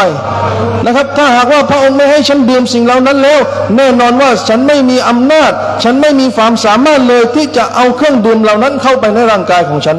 พระองค์ผู้เป็นผู้ที่ให้ฉันนั้นได้ดื่มเครื่องดื่มทั้งหมดที่อยู่บนหน้าโลกดุนยาที่เข้าไปในร่างกายของฉันนั่นคือการที่เราจะบอกกับอัลลอฮฺ سبحانه และ تعالى ว่าอันตะตัสกีนีนะครับพระองค์คือผู้ที่ให้ฉันนั้นได้ดื่มเครื่องดื่มบนหน้าโลกดุนยา اور پانچویں بات وہ یہ کہتا ہے وَأَنْتَ تُمِيتُنِي، اے اللہ جب میرا موت کا وقت آئے گا، میری زندگی پوری ہو جائے گی، تو اس وقت موت آپ ہی مجھے دیں گے۔ جیسے حیات آپ ہی نے دیا، زندہ آپ ہی نے کیا، وجود میں آپ ہی نے لایا، بقا کا سامان آپ ہی نے بنایا، منتہا تک آپ ہی نے پہنچایا، حیات کا سامان آپ ہی نے پیدا کیا، اسی طرح موت کا سامان بھی آپ ہی پیدا کرتے ہیں، موت آپ ہی دیتے ہیں۔ دنیا کی کوئی طاقت، کوئی قوت ایسا نہیں آج تک پیدا ہوا اور نہ قیامت تک پیدا ہوگا جو کسی کو مار سکتا ہے، کسی کو موت دے سکتا ہے۔ جیسے حیات اللہ کے ہاتھ میں، ایسا ہی موت اللہ کے ہاتھ میں، تو موت بھی اللہ دیتے ہیں۔ وَأَنْتَ تُمِيتُنِي وَأَنْتَ تُحْيِينِي، یہ 6 باتیں جو اللہ کو پکار کر کہے گا اللہ سے، اللہم انت خلقتنی وانت تہدینی وانت تطعمنی وانت تسقینی وانت تمیتنی وانت تحیینی، یہ کہہ کر وہ اللہ سے جو کچھ مانگے گا اللہ تعالیٰ اس کے سوال کو پورا کریں گے۔ แล้วก็นะครับประโยคที่5หลังจากที่เรานั้นจะร้องขอจากอัลลอฮฺ سبحانه และ تعالى เราจะบอกกับอัลลอฮฺ سبحانه และ تعالى ว่าอันตะตุมีตุนีวะอันตะตุฮยีนีนะครับคือเราต้องการที่จะบอกกับอัลลอฮฺ سبحانه และ تعالى ว่ายาอัลลอฮฺนะครับฉันมีชีวิตอยู่บนหน้าโลกดุนยานะครับวันหนึ่งฉันจะต้องจากโลกดุนยานี้ไปผู้ที่กำหนดให้ฉันนั้นจากโลกดุนยานี้ไปคือพระองค์เท่านั้นนะครับพระองค์อัลลอฮฺ سبحانه และ تعالى ไม่มีใครสามารถที่จะให้มนุษย์จบชีวิตได้บนหน้าโลกดุนยานะครับอัลลอฮฺ سبحانه และ تعالى เท่านั้นที่จะให้มนุษย์นั้นจบชีวิตไปจากโลกดุนยาชั้นไหนที่อัลลอฮฺ سبحانه และ تعالى ได้ให้ชีวิตกับมนุษย์บนหน้าโลกดุนยาอัลลอฮฺ سبحانه และ تعالى ได้สร้างมนุษย์มาบนหน้าโลกดุนยาจากมนุษย์ที่ไม่มีบนหน้าโลกดุนยาอัลลอฮฺให้มีชีวิตขึ้นมาบนหน้าโลกดุนยาและอัลลอฮฺ سبحانه และ تعالى ได้สร้างอัสบาบที่จะให้เขานั้นสามารถที่จะดำเนินชีวิตได้บนหน้าโลกดุนยาอัลลอฮฺ سبحانه และ تعالى เช่นเดียวกันนะครับที่จะเอาชีวิตเขาที่จะกำหนดชีวิตของเขาว่าเขานั้นจะจบชีวิตเวลาไหนบนหน้าโลกดุนยาอัลลอฮฺ سبحانه และ تعالى เป็นผู้ที่ให้ชีวิตกับเขานะครับว่าอันตะตุฮยีนีให้ชีวิตแล้วและอัลลอฮฺ سبحانه และ تعالى ก็กำหนดความตายให้กับมนุษย์เช่นเดียวกันบนหน้าโลกดุนยานะครับใครก็ตามที่เขาร้องขอจากอัลลอฮฺ سبحانه และ تعالى เริ่มต้นด้วยกับ6ประโยคที่ได้กล่าวมาอัลลอฮุมมะอันตะขลักตะนีวะอันตะตะฮดีนีวะอันตะตุตอิมุนีวะอันตะตัสกีนีวะอันตะตุมีตุนีวะอันตะตุฮยีนี6ประโยคดังกล่าวเมื่อเขาได้ร้องขอจากอัลลอฮฺ سبحانه และ تعالى แน่นอนว่าทุกดุอาของเขาที่เขาขอกับอัลลอฮฺ سبحانه และ تعالى อัลลอฮฺ سبحانه และ تعالى จะตอบรับดุอาของเขาอย่างแน่นอนاللہ تعالیٰ اپنے کلام مجید میں یوں فرماتے ہیں الذی خلقنی فہو یہدین والذی هو یطعمنی ویسقین وإذا مرضت فهو یشفین والذی یمیتنی ثم یحیین۔ یہ 6 باتیں جو آپ علیہ السلام نے حضرت سمرہ ابن جندب رضی اللہ تعالیٰ عنہ کو سکھلایا، اللہ تعالیٰ قرآن میں ان 6 باتوں کو فرماتے ہیں۔ اور ایک بات اور مزید اللہ تعالیٰ فرماتے ہیں وَإِذَا مَرِضْتُ فَهُوَ يَشْفِينِ، جب میں مریض ہوتا ہوں، میرے اوپر مرض آتا ہے، میں بیمار پڑ جاتا ہوں، تو مجھے شفا، تندرستی یہ صرف اور صرف اللہ ہی عطا کرتے ہیں، اللہ ہی دیتے ہیں۔ تندرستی کسی ڈاکٹر کے ہاتھ میں نہیں، تندرستی کسی دوا میں نہیں، تندرستی اللہ تعالیٰ نے اپنے حکم کے ماتحت میں رکھا۔ ایک فرشتہ اللہ تعالیٰ مقرر فرماتے ہیں، آدمی مریض بنتا ہے، بیمار ہوتا ہے، وہ ڈاکٹر کے پاس جاتا ہے اور اپنے پورا حالات اور اس کا تکلیف اور اس کا جو مرض ہے وہ بیان کرتا ہے، پھر ڈاکٹر اس کا دوا دیتا ہے، بازار میں جاتا ہے، پیسہ جیب سے نکالتا ہے، دوا خرید کر لاتا ہے اور اہتمام کے ساتھ، پابندی کے ساتھ، وقت تعین کے ساتھ وہ دوا کھاتا بھی ہے۔ اللہ ہر دوا کے ساتھ ایک مقرر کرتے ہیں، وہ دوا جب وہ حلقوم سے نکلتا ہے فرشتہ اللہ سے پوچھتا ہے کیا اے اللہ اس دوا کے ذریعہ سے ये दवा जो ये बंदा मरीज खा रहा है, जिस बीमार के लिए वो खा रहा है, क्या इस दवा के अंदर आपका हुक्म है कि इस दवा से उसका शिफा हो, इस दवा से उसका तंदुरुस्ती हो? अगर अल्लाह की तरफ से उसको ये हुक्म मिलता है कि हाँ ये दवा, इस दवा के जरिया से वो इस बीमारी में शिफा हासिल करेगा, उसको तंदुरुस्ती होगा, तो वो फरिश्ता उस दवा को उस मरज तक पहुंचा देता है। वो दवा उस मरज तक पहुंचता है उस फरिश्ता के जरिए से, अल्लाह के हुक्म से। और अगर अल्लाह की तरफ से ये उसको इत्तला मिले, उसको ये खबर मिलती है कि नहीं इस दवा में उसका इस मरज का शिफा नहीं है, मैंने इसमें उस दवा उस मरज का शिफा नहीं रखा, तो फरिश्ता उस दवा को वो हुल्कूम के अंदर डालने के बावजूद वो दवा उस मरज तक पहुंचता ही नहीं, मरज तक पहुंचने से पहले ही फरिश्ता उसको रोक देता है। तो दवा में शिफा नहीं, शिफा तो अल्लाह के हुक्म में है। अल्लाह अगर हुक्म करेंगे तो उस दवा से उसको शिफा और तंदुरुस्ती हासिल होगा, और अगर अल्लाह ताला का हुक्म नहीं होगा तो तंदुरुस्ती हासिल, इसलिए अल्लाह ताला फरमाते हैं कि तुम ये मुझसे ये कहो, वही मरीज तो फहुव यशफीन। พี่น้องที่รักของอัลลอฮฺ سبحانه และ تعالى นะครับนบีศ็อลลัลลอฮุอะลัยฮิวะซัลลัมได้สอน6ประโยคนะครับให้กับบรรดาซอฮาบะห์นะครับซึ่งท่านซะมุเราะห์บินจุนดุบรอฎิยัลลอฮุตะอาลาอันฮุได้ยินประโยคนี้จากรอซูลุลลอฮ์ศ็อลลัลลอฮุอะลัยฮิวะซัลลัมซึ่งประโยคทั้ง6ประโยคนี้อัลลอฮฺ سبحانه และ تعالى ก็ได้กล่าวไว้ในอัลกุรอานเช่นเดียวกันนะครับอีกประโยคหนึ่งที่อัลลอฮฺ سبحانه และ تعالى ได้กล่าวไว้ในอัลกุรอานนะครับวะอิซามะริดตุฟะฮุวะยัชฟีนเมื่อเจ้าไม่สบายเจ้าป่วยนะครับผู้ที่จะให้การรักษากับเจ้านะครับคืออัลลอฮฺ سبحانه และ تعالى นะไม่ใช่มนุษย์ไม่มีอำนาจที่จะรักษาให้เจ้านั้นหายป่วยได้ตัวของเขาเองไม่สามารถที่จะรักษาให้ตัวของเขาเองนั้นหายป่วยได้แต่การป่วยอาการป่วยไข้ทั้งหมดล้วนแล้วแต่มาจากอัลลอฮฺ سبحانه และ تعالى นะครับคนหนึ่งจะหายจากอาการป่วยก็มาจากการอนุมัติจากอัลลอฮฺ سبحانه และ تعالى แน่นอนว่าวันนี้เมื่อเราป่วยนะครับเราจะต้องหาอัสบับหาเงินนะครับหาอัสบับเพื่อที่จะเอาเงินอันนี้เอาอัสบับอันนี้ไปพบกับหมอนะครับผู้ที่เป็นหมอและเมื่อเราไปหาหมอเนี่ยเราจะบอกอาการนะครับจะบรรยายอาการของเราให้กับหมอได้ฟังว่าอาการของเราเป็นแบบไหนนะครับหมอก็จะวินิจฉัยถึงอาการของเราที่เราเป็นหมอก็จะดูอาการของเรานะครับท้ายที่สุดแล้วเนี่ยเมื่อเราไปหาหมอนะครับหมอก็จะจัดยาให้กับเรานะครับและให้เรานั้นเอายานั้นกลับมากินที่บ้านแต่ก็บอกว่าการกินยาวันนี้เนี่ยนะครับไม่ใช่การรักษาเพราะอะไรพี่น้องที่มีเกียรติของอัลลอฮฺ سبحانه และ تعالى ยาแต่ละช้อนที่เรากินเข้าไปนะครับหรือว่ายาแต่ละเม็ดที่มันเข้าไปในท้องของเราที่เรากินเข้าไปนั้นอัลลอฮฺ سبحانه และ تعالى ได้มุกรรดอัลลอฮฺ سبحانه และ تعالى ได้แต่งตั้งมลาอิกะฮ์ของอัลลอฮฺ سبحانه และ تعالى ให้อยู่พร้อมกับยาเม็ดนั้นนะครับที่เรากินเข้าไปนะครับเมื่อยาเม็ดนั้นที่เราจะกินเข้าไปเนี่ยนะครับที่จะกินยาเข้าไปเนี่ยทุกเม็ดของยาเนี่ยอัลลอฮฺ ซุบฮานะฮูวะตะอาลาจะตั้งมลาอิกะฮ์ไว้จะกำหนดมลาอิกะฮ์ไว้1มลาอิกะฮ์พร้อมกับเม็ดยาที่เราจะกินเข้าไปเมื่อยาที่เรากินเข้าไปเนี่ยนะครับมันผ่านคอหอยของเราลงไปในท้องของเรานะครับมลาอิกะฮ์ที่อัลลอฮฺ ซุบฮานะฮูวะตะอาลาได้กำหนดไว้เนี่ยจะร้องถามกับอัลลอฮฺ ซุบฮานะฮูวะตะอาลายาอัลลอฮ์นะครับบ่าวของพระองค์เนี่ยเขาได้กินยาลงมาแล้วนะครับพระองค์มีคำสั่งอย่างไรพระองค์มีความต้องการอย่างไรนะครับว่าให้คนนี้เนี่ยได้หายจากอาการป่วยหรือไม่หายถ้าหากว่าอัลลอฮฺ سبحانه และ تعالى มีคำสั่งนะครับเป็นความประสงค์ของอัลลอฮฺ سبحانه และ تعالى ว่านะครับมนุษย์คนนี้นะเขาจะต้องหายป่วย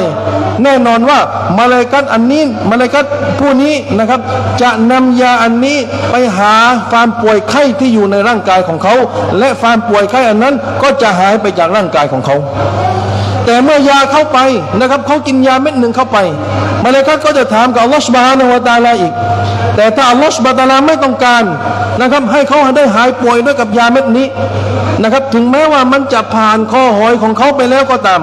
มันจะลงไปในท้องของเขาแล้วก็ตามแต่มลาอิกะฮ์ที่อัลลอฮฺ سبحانه และ تعالى ได้กำหนดไว้เนี่ยนะครับจะไม่นำยาอันนี้ไปพบกับความป่วยไข้ที่อยู่ในร่างกายของมนุษย์คนนั้นก็ไม่สามารถที่จะหายป่วยได้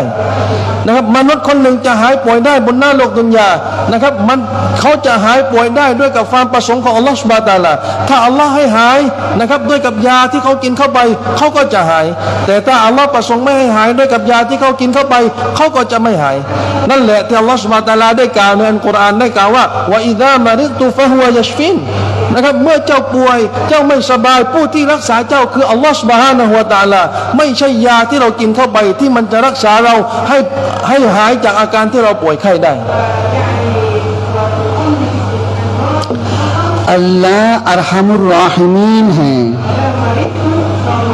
अल्लाह अरहमुर राहिमीन है जितने रहम करने वाले जितने रहम वाले सबसे ज्यादा अल्लाह ताला बंदों के ऊपर रहम करने वाले अल्लाह ताला ने रहमत को 100 हिस्सों में तकसीम किया और फिर एक हिस्सा दुनिया में नाजिल किया उतारा रहमत का अल्लाह के अंदर जो रहमत है रहम है नरमी है तो उसको उसमें से 100 हिस्सों में से एक हिस्सा को उतारा और तमाम मखलूकात में इसको बांटा हर माँ अपनी औलाद को हर बाप अपनी औलाद को हर उस्ताद अपने तलबा को हर बड़े अपने छोटे को जो मोहब्बत करते हैं उस एक हिस्सा का जुज एक एक को मिला हजारों लाखों बेहिसाब मखलूकात इनको मिला और 99 हिस्से अल्लाह जल्ल जलालुहु अम्मा नवालुहु ने अपने अर्श के नीचे छुपा कर रखा है कल क़यामत के मैदान में उन 99 हिस्सों के जरिए से उस रहमत के जरिए से अल्लाह अपने बंदों के ऊपर रहम फरमाकर छोटी छोटी जर्रा जर्रा उसीला से जरिया से अल्लाह अपने बंदे को माफ फरमाकर जन्नत में पहुंचाएंगे अल्लाह अरहमुर राहिमीन है अल्लाह अपने अर्श अजीम के ऊपर और कोई मखलूक अल्लाह का है नहीं सिर्फ अल्लाह ताला ने अर्श अजीम के ऊपर एक तख्ती एक काठ का टुकड़ा रखा है एक तख्ती रखा है उसमें लिखा हुआ है कि मेरी रहमत मेरे गजब के ऊपर गालिब हो गया और वो तख्ती इतना वसीर इतना बड़ा कि सातों आसमान और सातों जमीन को वो इहाता किया हुआ है इसका मतलब ये है कि अल्लाह की रहमत सातों आसमान और सातों जमीन को घिरे हुए हैं अल्लाह ताला अपने अर्श के ऊपर मुस्तवी हैं अपने शान के मुताबिक और वो मुस्तवी होकर अल्लाह वहां से दुनिया की तमाम उमूर की तदबीर अल्लाह करते हैं अल्लाह ताला इंसान के ऊपर अहकामात नाजिल करते हैं उस अर्श अजीम जिसको ये अल्लाह की रहमत घिरे हुए हैं उस अर्श अजीम से अल्लाह ताला तमाम उमूर की तदबीर करते हैं इसका मतलब ये होता है कि अल्लाह ताला के हर अमर में अल्लाह ताला के हर हुक्म को अल्लाह की रहमत घिरे हुए मुहीत इहाता किए हुए हैंพี่น้องที่รักของอัลลอฮฺ سبحانه และ تعالى นะครับอัลลอฮฺ سبحانه และ تعالى เป็นผู้ที่มีคุณลักษณะอัรฮัมุรรอฮิมีนนะครับนี่คือคุณหนึ่งจากคุณลักษณะของอัลลอฮฺ سبحانه และ تعالى นะครับอัลลอฮ์คือผู้ที่มีลักษณะอัรฮัมุรรอฮิมีนเป็นผู้ที่มีความเมตตาเหนือบรรดาผู้ที่มีความเมตตาทั้งหมดนะครับอัลลอฮฺ سبحانه และ تعالى เป็นผู้ที่มีความเมตตาและความเมตตาของอัลลอฮฺ سبحانه และ تعالى เป็นความเมตตาที่ไม่มีขอบเขตเป็นความเมตตาที่สูงส่งเป็นความเมตตาที่นะครับไม่มีขอบเขตที่อัลลอฮฺ سبحانه และ تعالى จะเมตตาจะนิ่มนวลกับบ่าวของพระองค์อัลลอฮฺ سبحانه และ تعالى นะครับเอาโซได้บอกว่าเราะห์มัตของอัลลอฮฺ سبحانه และ تعالى เนี่ยอัลลอฮฺ سبحانه และ تعالى ได้แบ่งเป็น100ส่วนด้วยกันนะครับเราะห์มัตของอัลลอฮฺ سبحانه และ تعالى อัลลอฮฺ سبحانه และ تعالى ได้แบ่งเป็น100ส่วนด้วยกันจาก100ส่วนอัลลอฮฺ سبحانه และ تعالى ได้เลือกมาแค่1ส่วนเท่านั้นและอัลลอฮฺ سبحانه และ تعالى ได้เอา1ส่วนอันนั้นลงมาอย่างบนหน้าโลกดุนยานะครับวันนี้สิ่งที่มนุษย์มีความเมตตาซึ่งกันและกันเนี่ยไม่ว่าจะเป็นความรักที่แม่มีให้ต่อลูกไม่ว่าจะเป็นความห่วงใยที่ครูมีให้กับลูกศิษย์นะครับไม่ว่าจะเป็นความห่วงใยความรักที่ผู้ใหญ่มีให้กับเด็กความเมตตาเหล่านั้นล้วนแล้วแต่มาจากการแบ่งของ1เราะห์มัตแค่นั้นเอง นะครับหนึ่งเราะห์มัตที่อัลลอฮฺซุบฮานะฮูวะตะอาลาส่งมาบนหน้าโลกดุนยามันแบ่งความเมตตา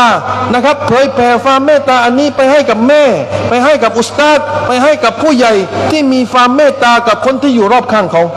นะครับจากหนึ่งความเมตตา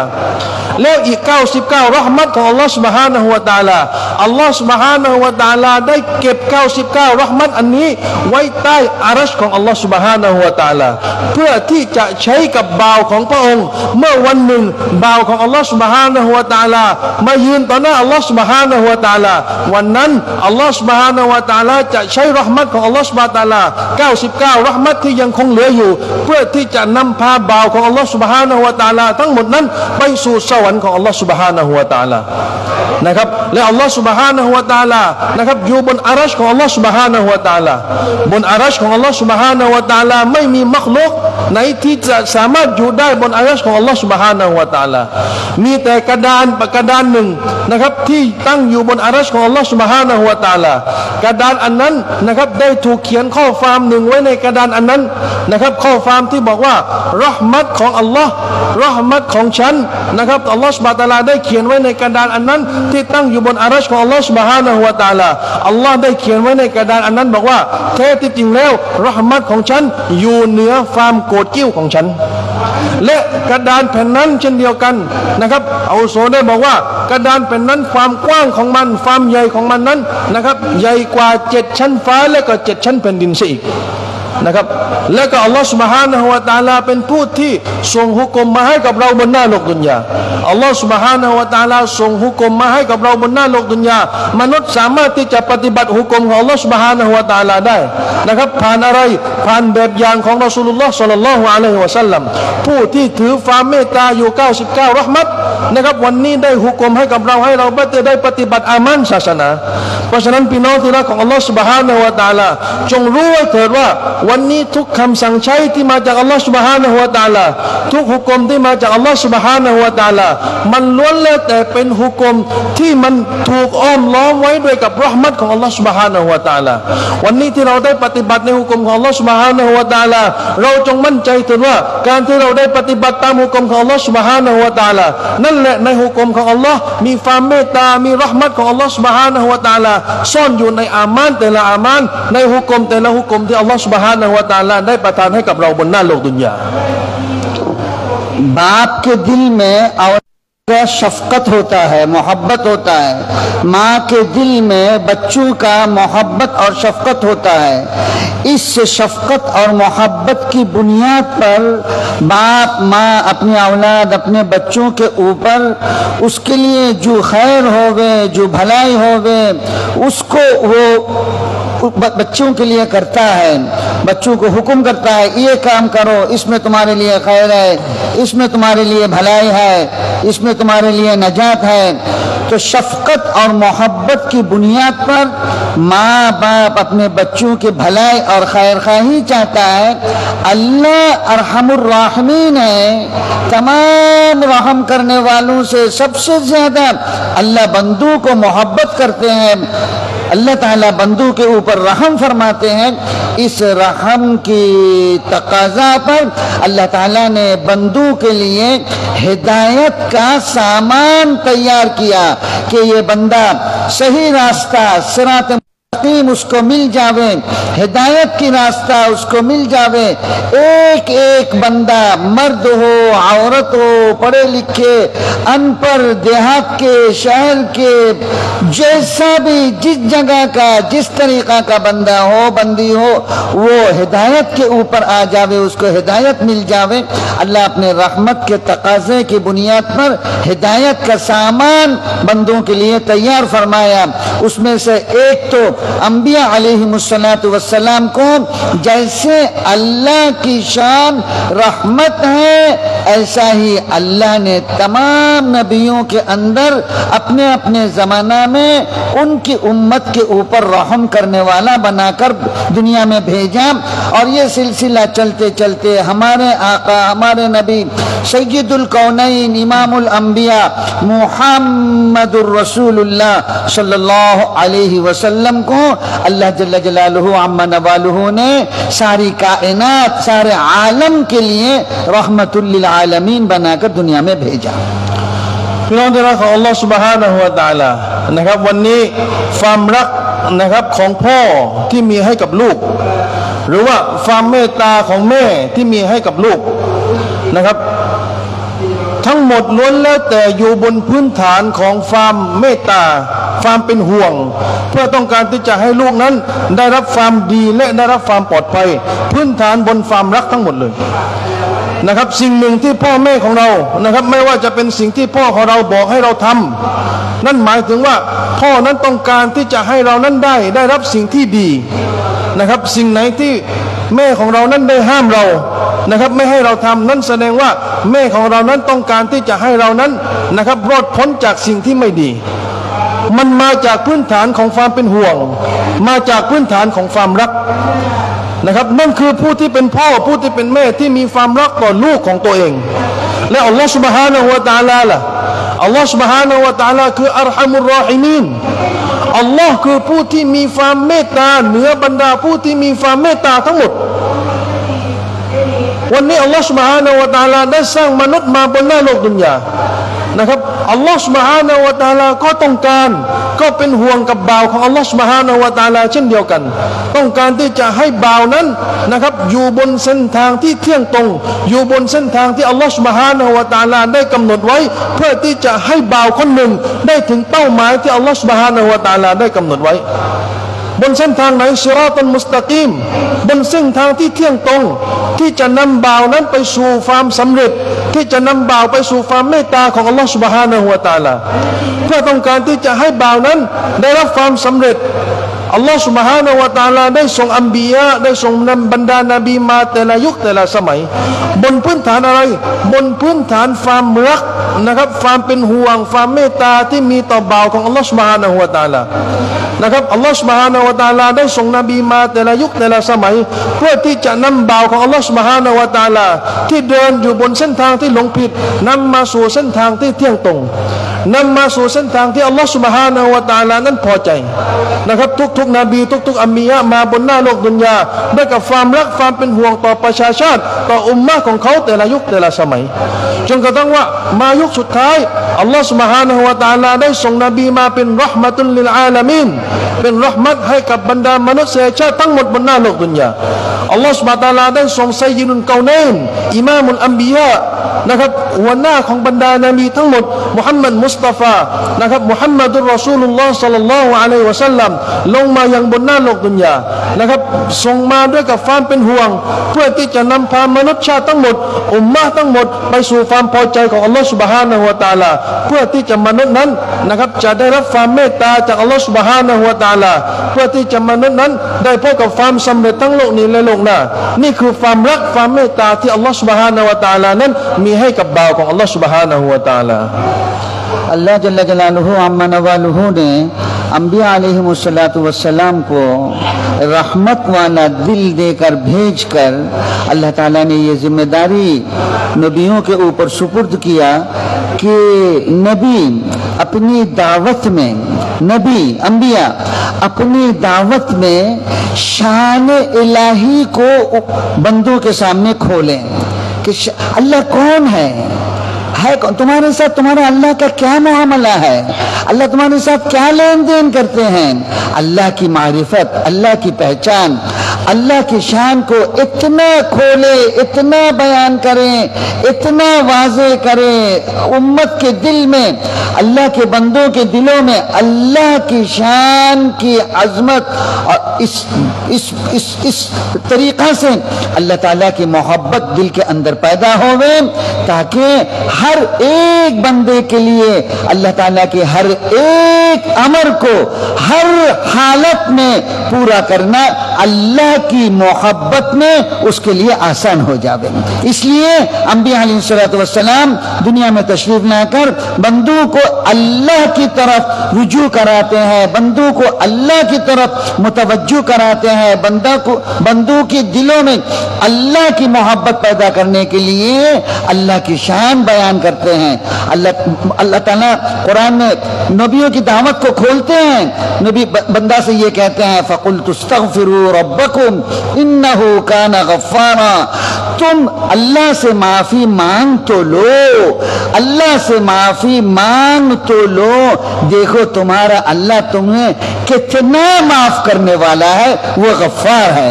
फ़कुल तुस्तग़फिरू रब्बकुम सुम्मा तूबू इलैहि इन्न रब्बी क़रीबुम मुजीब, अल्लाह से अपनी गुनाह तो माफ करवा लो,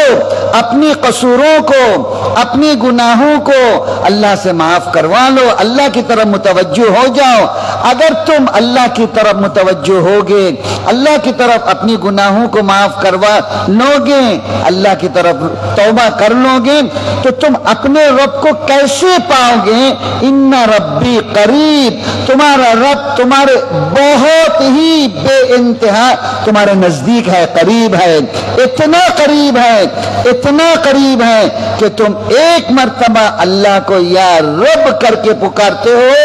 फौरन अल्लाह तुम्हारे पुकार के जवाब में ये कहते हैं लब्बैक या अब्दी, ऐ बंदे मेरे मैं तो तेरे पास हाजिर हूं, तुझे क्या कहना है कह, मैं तेरे आरज़ू को पूरा करूंगा। พี่น้องที่รักของอัลลอฮฺ सुबहानहु และ तआला นะครับอัลลอฮฺ सुबहानहु และ तआला ได้ส่งบรรดาอัมบิยะได้ส่งนบีมาแต่ละนบีบนหน้าโลกดุนยาพร้อมกับหัวใจที่มีความเป็นห่วง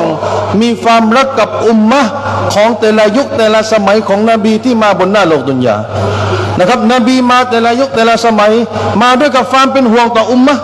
เพื่อที่จะนำพาอุมมะห์ทั้งหมดนั้นไปสู่ความเมตตาของอัลลอฮฺ سبحانه และ تعالى เพื่อที่จะนำพาอุมมะห์นะครับไปสู่เส้นทางที่เที่ยงตรงที่อัลลอฮฺ سبحانه และ تعالى ได้กำหนดความสำเร็จให้กับมนุษย์บนหน้าโลกดุนยานะครับบรรดาอัมบิยะมาบนหน้าโลกดุนยาอัมบิยะมาทำอะไรบนหน้าโลกดุนยาอัมบิยะบรรดานบีที่มาบนหน้าโลกดุนยาพวกเขามาเพื่อที่จะบยานมาเพื่อที่จะบอกกล่าวถึงอำนาจคุณลักษณะนะครับของอัลลอฮฺ سبحانه และ تعالى ว่าอัลลอฮฺ سبحانه และ تعالى ได้ให้อะไรกับเจ้าบ้างบนหน้าโลกดุนยาอะไรที่อัลลอฮฺ سبحانه และ تعالى ได้จัดเตรียมไว้ให้กับเจ้าบนหน้าโลกดุนยานะครับเพื่อที่จะให้มนุษย์นะครับมีความรักต่ออัลลอฮฺ سبحانه และ تعالى กับการให้ของอัลลอฮฺ سبحانه และ تعالى เพื่อที่จะให้มนุษย์เกิดมุฮับบัตเกิดความรักจากอัลลอฮฺ سبحانه และ تعالى กับเนืมัตต่างๆที่อัลลอฮฺ سبحانه และ تعالى ได้จัดเตรียมไว้ให้กับมนุษย์คนหนึ่งบนหน้าโลกดุนยาเมื่อมนุษย์คนหนึ่งเขาอามานอิบาดะห์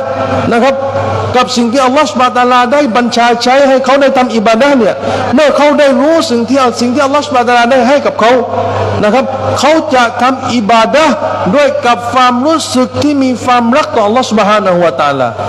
นะอัมบิยะทุกอัมบิยะมาพยายามกับมนุษยชาตินะครับบอกถึงอำนาจบอกถึงเนืมัตต่างๆที่อัลลอฮฺ سبحانه และ تعالى ได้ให้กับอุมมัตได้ให้กับมนุษยชาติทั้งหมดบนหน้าโลกดุนยาและอัลลอฮฺ سبحانه และ تعالى ก็ได้บอกได้เล่านะครับการดะวะห์ของบรรดาอัมบิยะในอัลกุรอานเช่นเดียวกันวะกุนตุสตัฆฟิรูร็อบบักุมนะครับว่าบรรดาอัมบิยะมาบนหน้าโลกดุนยาเจ้าจงกล่าวกับประชาชาติของเจ้าจงกล่าวกับอุมมะห์ของเจ้านะครับฟะกุนตุสตัฆฟิรูร็อบบักุมเจ้าจงอิสติฆฟารขอไปโทษในบาปโทษของเจ้าจากอัลลอฮฺ سبحانه และ تعالى อินนะฮูกานะกัฟฟารอแล้วอัลลอฮฺ سبحانه และ تعالى นั้นเจ้าจะได้เจอเจ้าจะได้พบว่าอัลลอฮฺ سبحانه และ تعالى นั้นเป็นผู้ที่ให้อภัยยิ่งกับบ่าวของอัลลอฮฺ سبحانه และ تعالى นะครับอัลลอฮฺ سبحانه และ تعالى บอกถึงการดะวะห์ของบรรดาอัมบิยะแล้วอัลลอฮฺ سبحانه และ تعالى ได้กล่าวไว้ในอัลกุรอานเช่นเดียวกันว่าสู่เจ้าจงเตาบะห์นะครับจงเตาบะห์สารภาพผิดกับอัลลอฮฺ سبحانه และ تعالى กับบาปโทษของเจ้า นะเมื่อเจ้าสารภาพผิดบนบาปโทษของเจ้ากับอัลลอฮฺ سبحانه และ تعالى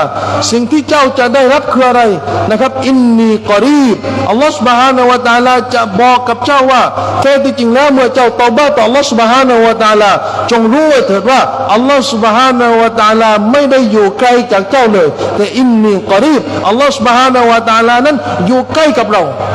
นะครับอัลลอฮฺ سبحانه และ تعالى เมื่ออัลลอฮฺอยู่ใกล้แล้วเราเตาบะห์แล้วกับอัลลอฮฺ سبحانه และ تعالى อัลลอฮฺ سبحانه และ تعالى ก็จะบอกในสภาพที่พระองค์อยู่ใกล้เราโอ้บ่าวของฉันวันนี้เจ้าขอมาเลยฉันอยู่ใกล้กับเจ้าแล้ว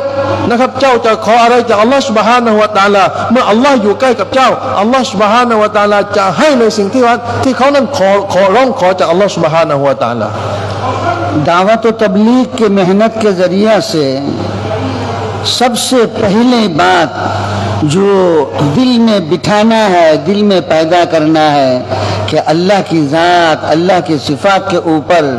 बंदा का यकीन पैदा हो जावे, उसका ईमान मजबूत हो जावे, उसका ईमान बन जावे, वो उस ईमान को ऐसा बनावे सुबह भी अल्लाह की बात करता है, शाम भी अल्लाह की दावत अल्लाह की तरफ बुलाता है, अल्लाह की तज़किरा करता है, करते करते करते उसके दिल में अल्लाह की मोहब्बत ऐसा रासिख और पैवस्त हो जाता है दिल के अंदर कि वो मोहब्बत उसको हर कठिन और हर मुश्किल और हर बड़ा से बड़ा अमर को भी उससे पूरा करवाने के लिए वो मोहब्बत वो आसान कर देता है। इसलिए कि मोहब्बत एक ऐसा सरमाया और ऐसा पूंजी है कि मोहब्बत जहाँ पैदा होता है वहाँ कड़वी चीज भी मीठी बन जाता है, कड़वी चीज भी मीठी बन जाता है। अज मोहब्बत से तीता कड़वी चीज वो मीठा। एक बाप उसके पास पैसा नहीं है, उसके 6 औलाद हैं, 8 औलाद हैं, उसको खिलाना है, पिलाना है, कपड़े देना है, उसका तमाम जरूरत, उसके लिए कर्जा करता है, लोगों से पैसा लेता है। कर्जा करना कैसा कड़वी चीज है, लोगों से पैसा लेना कैसा कड़वी, लेकिन ये भी उसके लिए आसान हो जाता है औलाद की मोहब्बत में। इसी तरह बंदा के दिल में जब अल्लाह की शान को खोला जाएगा दावत के जरिया से तो अल्लाह की मोहब्बत दिल में पैदा होगा और उस मोहब्बत के बुनियाद पर उसके लिए तमाम अवामिर इलाही को पूरा करना और तमाम नवाही से बचना बंदा के लिए ये आसान हो जाएगा। พี่น้องที่รักของอัลลอฮฺ سبحانه และ تعالى นะครับวันนี้การที่เราพยายามบนงานตับลิกเราพยายามบนงานดะวะห์นะครับเป้าหมายเพื่อที่จะให้การยะกีนที่ถูกต้องนะครับเกิดขึ้นในหัวใจของเราและเมื่อใดที่ยากีนที่ถูกต้องเนี่ยนะครับเกิดขึ้นในหัวใจของเราสิ่งที่มันจะตามมาคืออะไรนะครับเราจะต้องใช้การพยายามให้การยากีนต่ออัลลอฮฺ سبحانه และ تعالى มันลงไปในส่วนลึกของหัวใจของเรานะครับให้เรามีความมั่นใจต่ออัลลอฮฺ سبحانه และ تعالى ด้วยกับงานดะวะห์ตับลีกที่เราใช้การพยายามเพื่อสร้างอีมานสร้างยากีนให้เกิดขึ้นในหัวใจของเราให้เรามีความมั่นใจต่ออัลลอฮฺ سبحانه และ تعالى จากเบื้องลึกของหัวใจของเราเมื่อยากีนอันนี้เนี่ยนะครับมันเกิดขึ้นในส่วนลึกของหัวใจของเราเนี่ยสิ่งที่จะตามมาคืออะไรความมุฮับบัตความรักที่เรามีต่ออัลลอฮฺ سبحانه และ تعالى เมื่อเรามีความรักต่ออัลลอฮฺ سبحانه และ تعالى ด้วยกับสาเหตุที่เราสร้างยากีนให้เกิดขึ้นเนี่ยนะครับเราจะสังเกตได้ว่าเราจะเห็นได้ว่านะครับไม่ว่าอามัดฮุกมของอัลลอฮฺ سبحانه และ تعالى จะมาในรูปแบบไหนก็แล้วแต่มันจะยากแสนยากหรือมันจะหนักหน่วงขนาดไหนที่มันเป็นฮุกมของอัลลอฮฺ سبحانه และ تعالى ด้วยกับสาเหตุความรักมุฮับบัตคนนั้นสามารถที่จะทำสิ่งที่ยากให้เป็นเรื่องง่ายสิ่งที่หนักหน่วงให้เป็นเรื่องที่ง่ายเป็นเรื่องที่เบาบางสำหรับเขานะครับด้วยกับอะไรด้วยกับความรักที่มีต่อผู้ที่ให้ฮุกมกับเขานั่นคืออัลลอฮฺ ซุบฮานะฮูวะตะอาลาซึ่งมาจากไหนผลพวงมาจากการพยายามบนยากีนเมื่อยากีนเกิดขึ้นความรักก็จะเกิดขึ้นนะครับเขาจะมองว่าฮุกมแต่ละฮุกมที่มาอย่างเขาเนี่ยมันมาจากอัลลอฮฺ ซุบฮานะฮูวะตะอาลาผู้ที่ฉันนั้นรักมากที่สุดนะครับไม่ว่าฮุกมจะหนักหน่วงจะมหาศาลแค่ไหนมันจะเป็นเรื่องง่ายหมดเลยสำหรับเขานะครับแกยกตัวอย่างให้เราฟังบอกว่าแม่คนหนึ่งนะครับมีลูกอยู่6 คนหรือว่ามีลูกอยู่8 คนไม่มีเงิน นะครับไม่มีทรัพย์สินไม่มีอัสบับแต่ลูกจะต้องไปโรงเรียนลูกจะต้องกินข้าวลูกจะต้องซื้อเสื้อผ้านะครับแม่ทำยังไงล่ะนะครับแม่ก็จะต้องยอมที่จะไปยืมเงินคนอื่นมานะครับเพื่อที่จะเอาอัสบับเอาเงินอันนี้มาซื้อเสื้อผ้าให้ลูกได้ขึ้นโรงเรียนมาซื้ออาหารให้ลูกได้กินแกบอกว่าด้วยกับความรักเนี่ยนะครับมันจะทำให้สิ่งที่ขมกลายเป็นสิ่งที่หวานขึ้นมาทันทีนะครับการที่ไปยืมเงินคนอื่นเนี่ยเป็นสิ่งที่ขมแต่ด้วยกับความรักที่มีต่อลูกนะครับสิ่งที่ขมนั้นเขาสามารถที่จะนำตัวของเขาไปอยู่ณจุดนั้นเพื่อที่จะยืมเงินคนอื่นทำสิ่งที่มันขมให้กลายเป็นสิ่งที่หวานขึ้นมาเพื่อที่จะเอามาเลี้ยงลูกของเขาด้วยกับมุฮับบัตด้วยกับความรักเช่นเดียวกันวันนี้นะครับถ้าเราพยายามบนอีมานความมุฮับบัตต่อ Allah Subhanahu Wa Taala จะเกิดขึ้นนะครับเมื่อมุฮับบัตเกิดขึ้นแล้วเนี่ยฮุกมอามัดสิ่งที่ Allah Subhanahu Wa Taala ห้ามทั้งหมดเนี่ยนะครับเราจะทำด้วยกับความรักนะถึงแม้ว่ามันจะคืนขมก็ตามถึงแม้ว่ามันจะเป็นสิ่งที่ขมก็ตามนะครับแต่เราเมื่อเรามีมุฮับบัตต่อ Allah Subhanahu Wa Taala สิ่งต่างๆเหล่านั้นจะกลายเป็นสิ่งที่หวานโดยที่เราไม่รู้ตัวเลยحضرت معاذ ابن جبل رضی اللہ تعالی عنہ رسول اللہ صلی اللہ علیہ وسلم کے ایک بہت ہی قریب کے اور بہت ہی محبت کے صحابی ہیں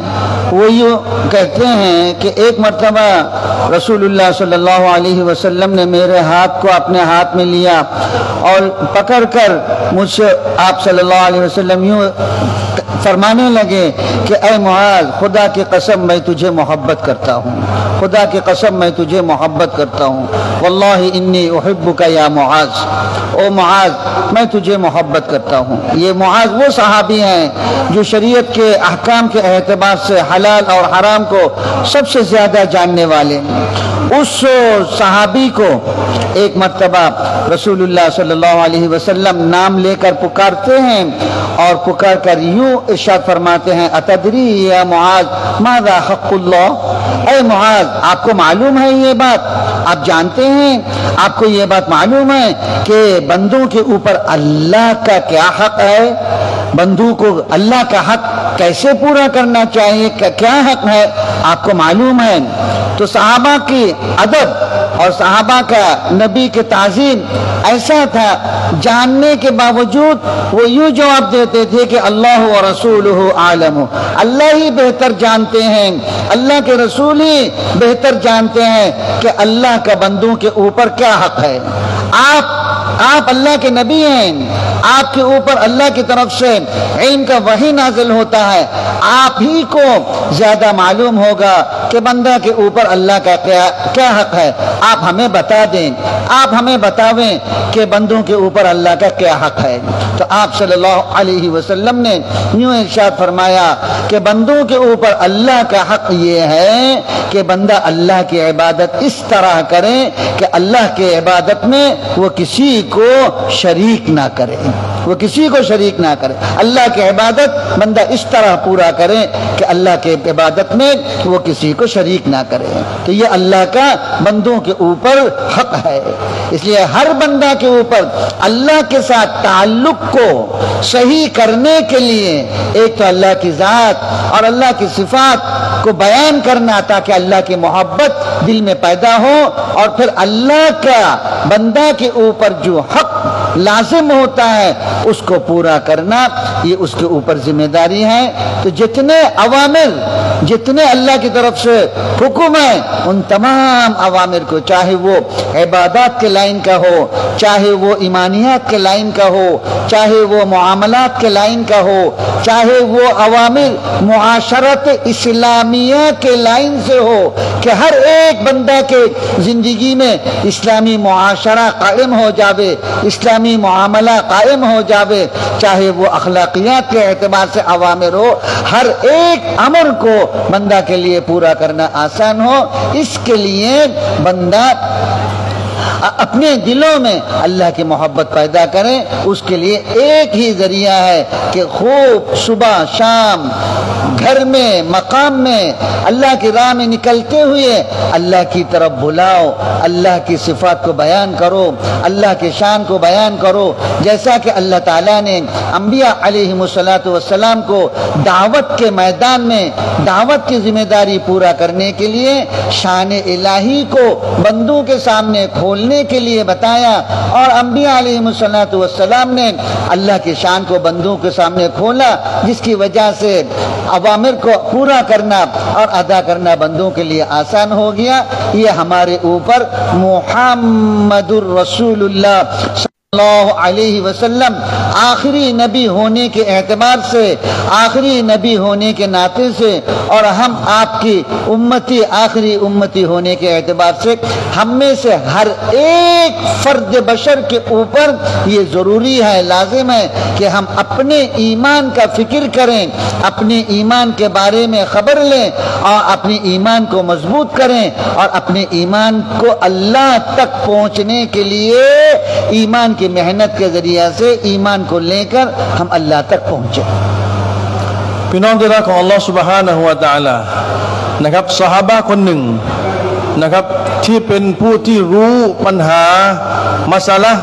นะครับของอิสลามนะครับเป็นแนวหน้าของผู้ที่มีความรู้ในอิสลามนะครับผู้ที่มีความรักต่อนบีศ็อลลัลลอฮุอะลัยฮิวะซัลลัมนะครับนั่นคือซอฮาบะห์ท่านหนึ่งที่มีชื่อว่ามุอาซบินญะบัลนะครับท่านเป็นผู้ที่มีความรู้ระดับแนวหน้านะครับในบรรดาซอฮาบะห์นะครับ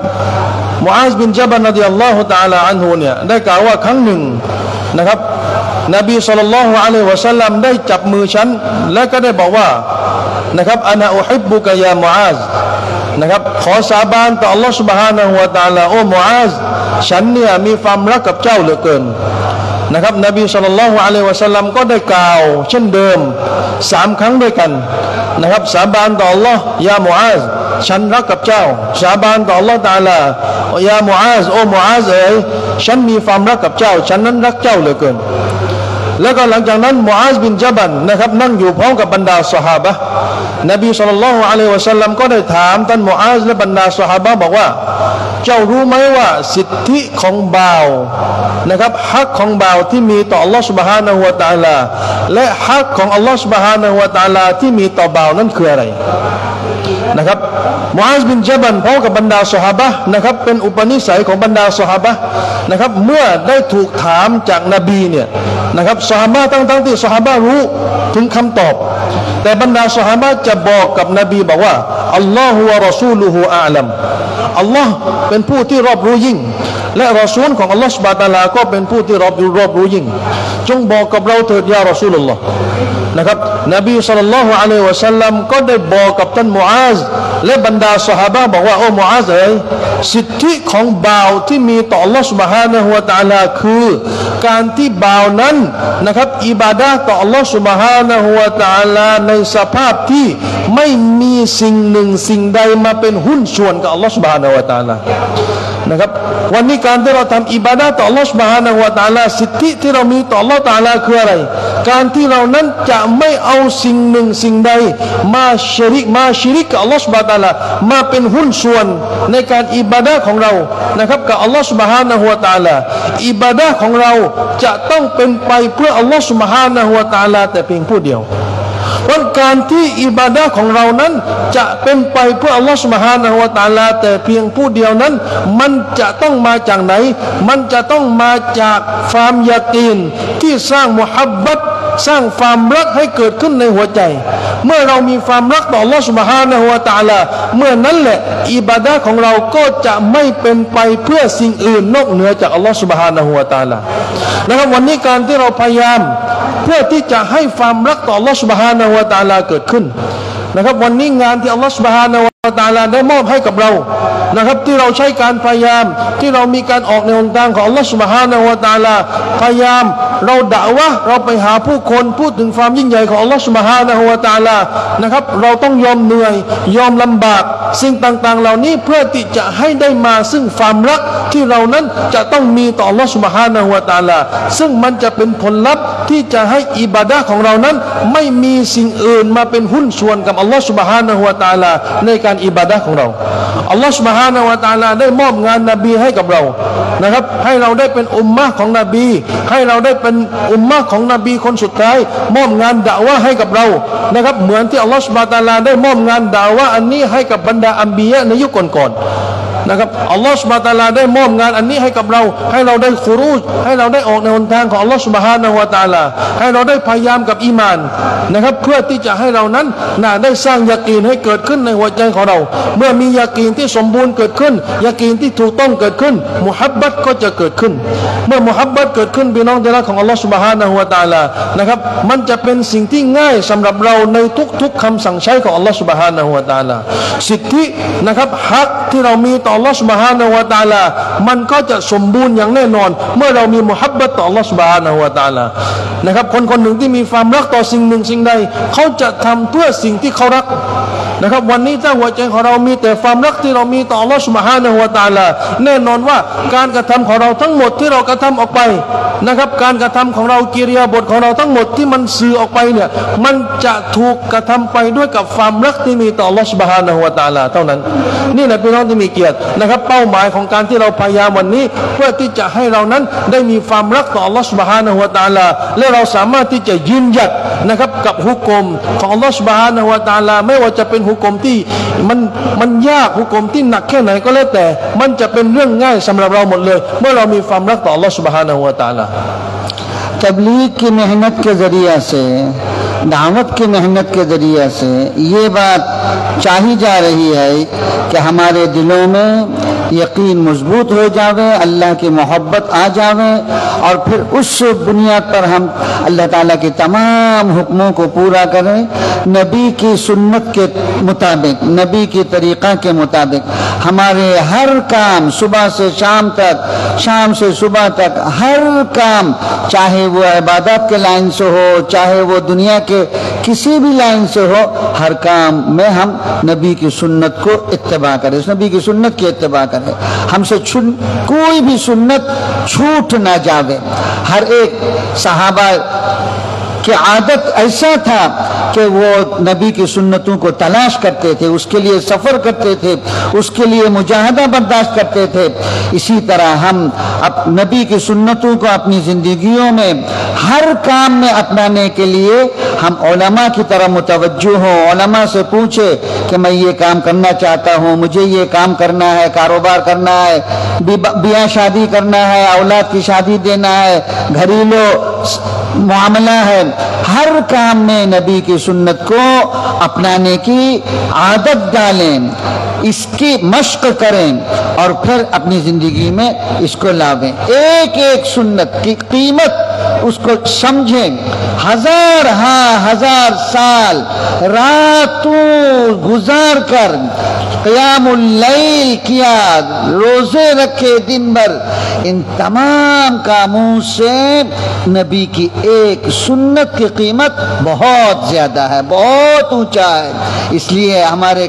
तमाम कामों के अंदर तमाम नक़्ल हरकत में हम नबी की सुन्नत की इत्तिबा ये हमारी ज़िंदगियों में आवे तो इस ईमान के बनाने के लिए हमें ईमान पर मेहनत करना होगा अल्लाह की राह में निकल कर भी हम दावत दें अल्लाह की तरफ बुलावें नबी की सुन्नत की तरफ बुलावें अहकामात को पूरा करने की तरफ लोगों को बुलावें और अपनी ज़िंदगी में इन चीज़ों को लाने के लिए 100%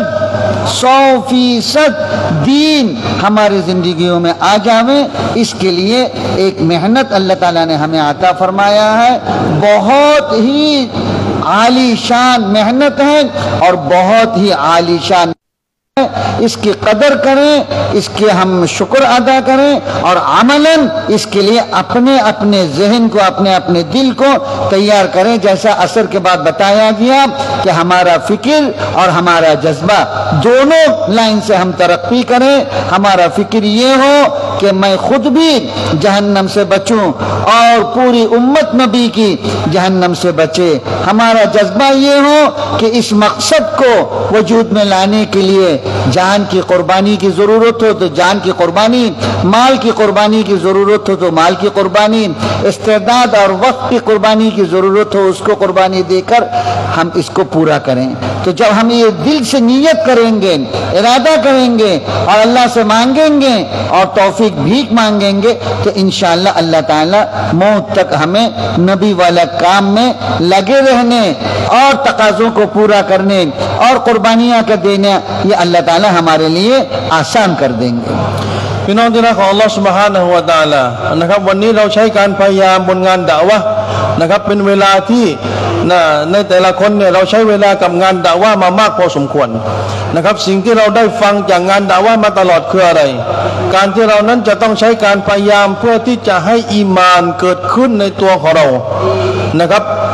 การที่เรานั้นจะต้องพยายามให้อีมานเกิดขึ้นเพื่อที่จะสร้างมุฮับบัตความรักที่เรามีต่ออัลลอฮฺซุบฮานะฮูวะตะอาลาและเราสามารถที่จะปฏิบัติหุกมของอัลลอฮฺซุบฮานะฮูวะตะอาลาได้ด้วยกับความง่ายดายนะครับแต่การที่เรานั้นจะปฏิบัติได้ด้วยกับความง่ายดายนั้นจะเป็นที่มาของความรักที่อัลลอฮฺซุบฮานะฮูวะตะอาลาจะมีให้กับเรานั้นแน่นอนว่ามันจะต้องผ่านตอรีกะห์นะครับผ่านแบบอย่างของรอซูลุลลอฮ์ศ็อลลัลลอฮุอะลัยฮิวะซัลลัมนะครับการพยายามบนอีมานนะครับเพื่อที่จะให้ได้มาซึ่งอามานที่อัลลอฮฺซุบฮานะฮูวะตะอาลาพอใจและจะต้องผ่านตอรีกะห์ผ่านแนวทางนะครับการปฏิบัติอามานที่ตรงตามสุนนะของนบีศ็อลลัลลอฮุอะลัยฮิวะซัลลัมนี่คือการพยายามนะครับเพราะฉะนั้นอิบาดะห์ของเราเนี่ยนะครับจะเป็นอิบาดะห์ที่สมบูรณ์ขึ้นมาได้เนี่ยจะต้องเป็นอิบาดะห์ที่เราทั้งหมดนั้นจะต้องเข้าหาบรรดาอุลามะทุกการพยายามของเราทุกการงานของเราบนหน้าโลกดุนยานะครับเราจะต้องเดินไปด้วยกับการที่เรานั้นถามบรรดาอุลามะไม่ว่าจะเป็นการงานของเราการใช้ชีวิตของเรานะครับเพื่อที่จะให้สิ่งเหล่านั้นได้มาในรูปแบบของอิสลามที่สมบูรณ์แบบนะครับไม่ว่าจะเป็นเรื่องการใช้ชีวิตของเรานะครับการใช้ชีวิตแบบอิสลามการเป็นอยู่ของเราการเป็นอยู่แบบอิสลามการค้าขายเป็นการค้าขายแบบอิสลามนะครับเราจะต้องเข้าหาบรรดาอุลามะแต่สิ่งเหล่านี้มันจะเกิดขึ้นมาได้พี่น้องที่มีเกียรติพี่น้องที่รักของอัลลอฮฺซุบฮานะฮูวะตะอาลามันขาดไม่ได้ซึ่งการที่เรานั้นจะต้องเสียสละนะครับเมื่อเราเสียสละสิ่งเหล่านี้เราพยายามกับสิ่งเหล่านี้เมื่อนั้นแหละคุณลักษณะต่างๆไม่ว่าจะเป็นเรื่องของอีมานเรื่องมุฮับบัตนะครับตอรีกะห์ของนบีศ็อลลัลลอฮุอะลัยฮิวะซัลลัมมันจะเกิดขึ้นในการดำเนินชีวิตของเราเมื่อเรามีการพยายามนะครับเมื่อเรามีความต้องการนะครับเมื่อเรามีความมุฮับบัตต่อ Allah Subhanahu Wa Taala นะครับเราจะพยายามให้ได้ทุกสิ่งทุกอย่างมาซึ่งสิ่งที่เป็นที่รักของ Allah Taala สิ่งที่เป็นคำสั่งมาจาก Allah Subhanahu Wa Taala เราจะพยายามอย่างสุดความสามารถที่จะให้มันนั้นสมบูรณ์แบบที่สุดในชีวิตของเราไม่ว่าเราจะแลกกับอะไรก็ตามในชีวิตของเราเราจะพยายามแค่ไหนก็ตามเราจะเหนื่อยแค่ไหนก็ตามแต่เราจะยอมแลกทุกสิ่งทุกอย่างเพื่อให้ได้มาซึ่งความรักที่เรามีต่อ Allah Subhanahu Wa Taala เพื่อให้เราได้มาซึ่งมุฮับบัตต่อ Allah Taala เพื่อให้เราได้มาซึ่งตอรีกะห์ของนบีศ็อลลัลลอฮุอะลัยฮิวะซัลลัมนะครับแน่นอนว่าวันนี้ Allah Subhanahu Wa Taala ได้มอบงานนบีให้กับเรา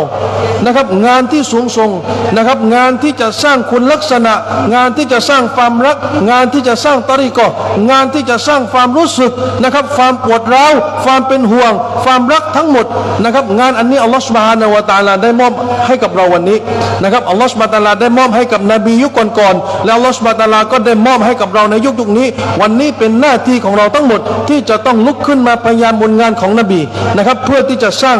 อีหม่านให้เกิดขึ้นในตัวเองนะครับสร้างมุฮับบัตให้เกิดขึ้นสร้างอามานที่ตรงตามตอรีกะห์ของนบีศ็อลลัลลอฮุอะลัยฮิวะซัลลัมให้เกิดขึ้นในการดำเนินชีวิตของเรา इसके लिए हम सब के सब जितने यहाँ बैठे हुए हैं और जिनके कानों में आवाज़ पहुँच रही है सब के सब दिल के अंदर से हम इसकी नीयत करें कि इंशाअल्लाह अल्लाह ताला ने हमें इस दावत वाला नेमत आता फरमाया नबी वाला काम हमारे ऊपर सुपुर्द फरमाया ये हमारा जिम्मेदारी है अल्लाह ताला ने लगने के कम व बेश तौफीक अता फरमाया हमें तो इस काम को लेकर इसको मकसद ज़िंदगी बनाकर मौत तक इस काम को करना है ये सब के सब हम दिल से नीयत करें นะครับเอาโสพี่น้องทั้งหมดที่นั่งอยู่ในมัจมะนะครับได้นั่งอยู่ตรงนี้ทั้งหมดนะครับเราจะต้องเนียดตั้งแต่ตอนนี้เลยว่าจากก้นลึกของความรู้สึกในหัวใจของเรานะครับว่างานของนบีนะครับที่อัลลอฮฺซุบฮานะฮูวะตะอาลาได้มอบให้กับเรานะครับหน้าที่ความรับผิดชอบที่อัลลอฮฺซุบฮานะฮูวะตะอาลาได้มอบให้กับเราบนการที่เรานั้นจะต้องพยายามบนศาสนาและเราจะนำพาศาสนาอันนี้ไปให้กับมนุษยชาติทั้งหมดเราทั้งหมดจะต้องเป็นผู้ที่พร้อมที่จะรับตะกะซาอันนี้และจะนำพาศาสนาความรับผิดชอบอันนี้ไปให้กับมนุษยชาติทั่วโลกทุกคนอินชาอัลลอฮ์अब उसके लिए इस इज्तिमा से ही इंशाअल्लाह अल्लाह के ऊपर भरोसा करके हिम्मत करके 4-4 महीना के लिए इज्तिमा से निकलेंगे इसके लिए कौन कौन नियत करते हैं खड़े हो जाए วันนี้เรามาร่วมอิจติมะนะครับวันนี้เรานั่งอยู่ตรงนี้เราพูดเรื่องของอีมานนะครับวันนี้ใครบ้างที่มอบหมายทุกสิ่งทุกอย่างให้กับอัลลอฮ์ตะอาลาและก็ลุกขึ้นให้ชื่อเสียดีในหนทางของอัลลอฮ์ซุบฮานะฮูวะตะอาลาใครบ้างครับอินชาอัลลอฮ์माशाअल्लाह माशाअल्लाह माशाअल्लाह माशाअल्लाह अल्लाह कबूल फरमाए अल्लाह कबूल फरमाए माशाअल्लाह 4-4 महीना के लिए और इंशाअल्लाह 4-4 महीना के लिए खड़े हो जाए जो जहाँ है खड़े हो जाए माशाअल्लाह अपनी अपनी नीयतों को जाहिर फरमावे माशाअल्लाह माशाअल्लाह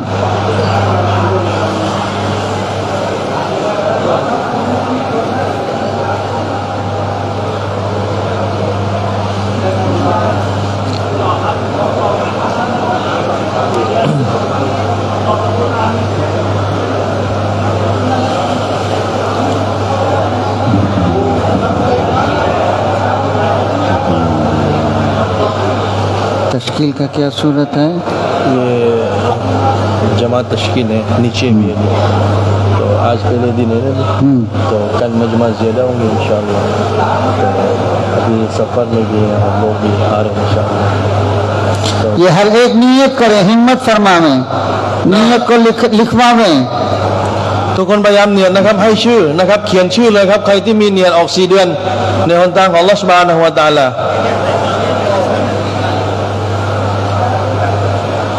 खुद भी तैयार हों और आसपास के जो साथी हैं उनको भी तैयार करें खुद भी खड़े हों दूसरों को भी खड़े करें เราพยายามที่จะให้ชื่อนะครับลุกขึ้นยืนตัวของเราเองแล้วก็พยายามที่จะชักชวนนะครับคนที่อยู่ใกล้กับเรานะครับชวนเขาให้เขานั้นได้ให้ชื่อแล้วก็ให้เขานั้นได้ออกในหนทางของอัลเลาะห์ซุบฮานะฮูวะตะอาลาด้วยเช่นเดียวกัน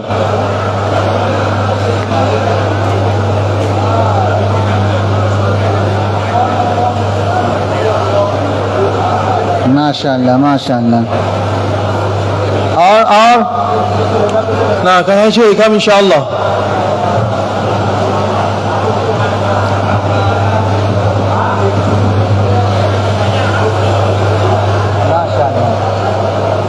और खड़े हो जाए माशाअल्लाह ลุกขึ้นยืนครับอินชาอัลลอฮ์ให้ชื่ออีกครับอินชาอัลลอฮ์ कबूल फरमाए ขออัลเลาะห์ตะอาลาตอบรับการให้ชื่อของทุกคนด้วยอามีน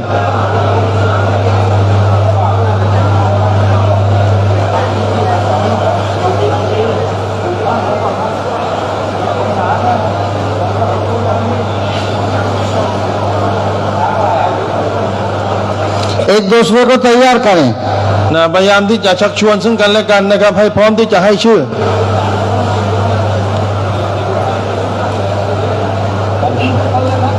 ठीक है ठीक है इंशाअल्लाह ठीक कल तक इंशाअल्लाह दुआ हो जाए हाँ दुआ हो जाए कब अभी अभी क्या हर बयान के बाद होता है नहीं नहीं जैसे अब बस बाकी ये कि कल और परसों तक सब पूरा हो जाएगा ये जो 500 जमातों का आज़ाम है वो पूरा हो जाएगा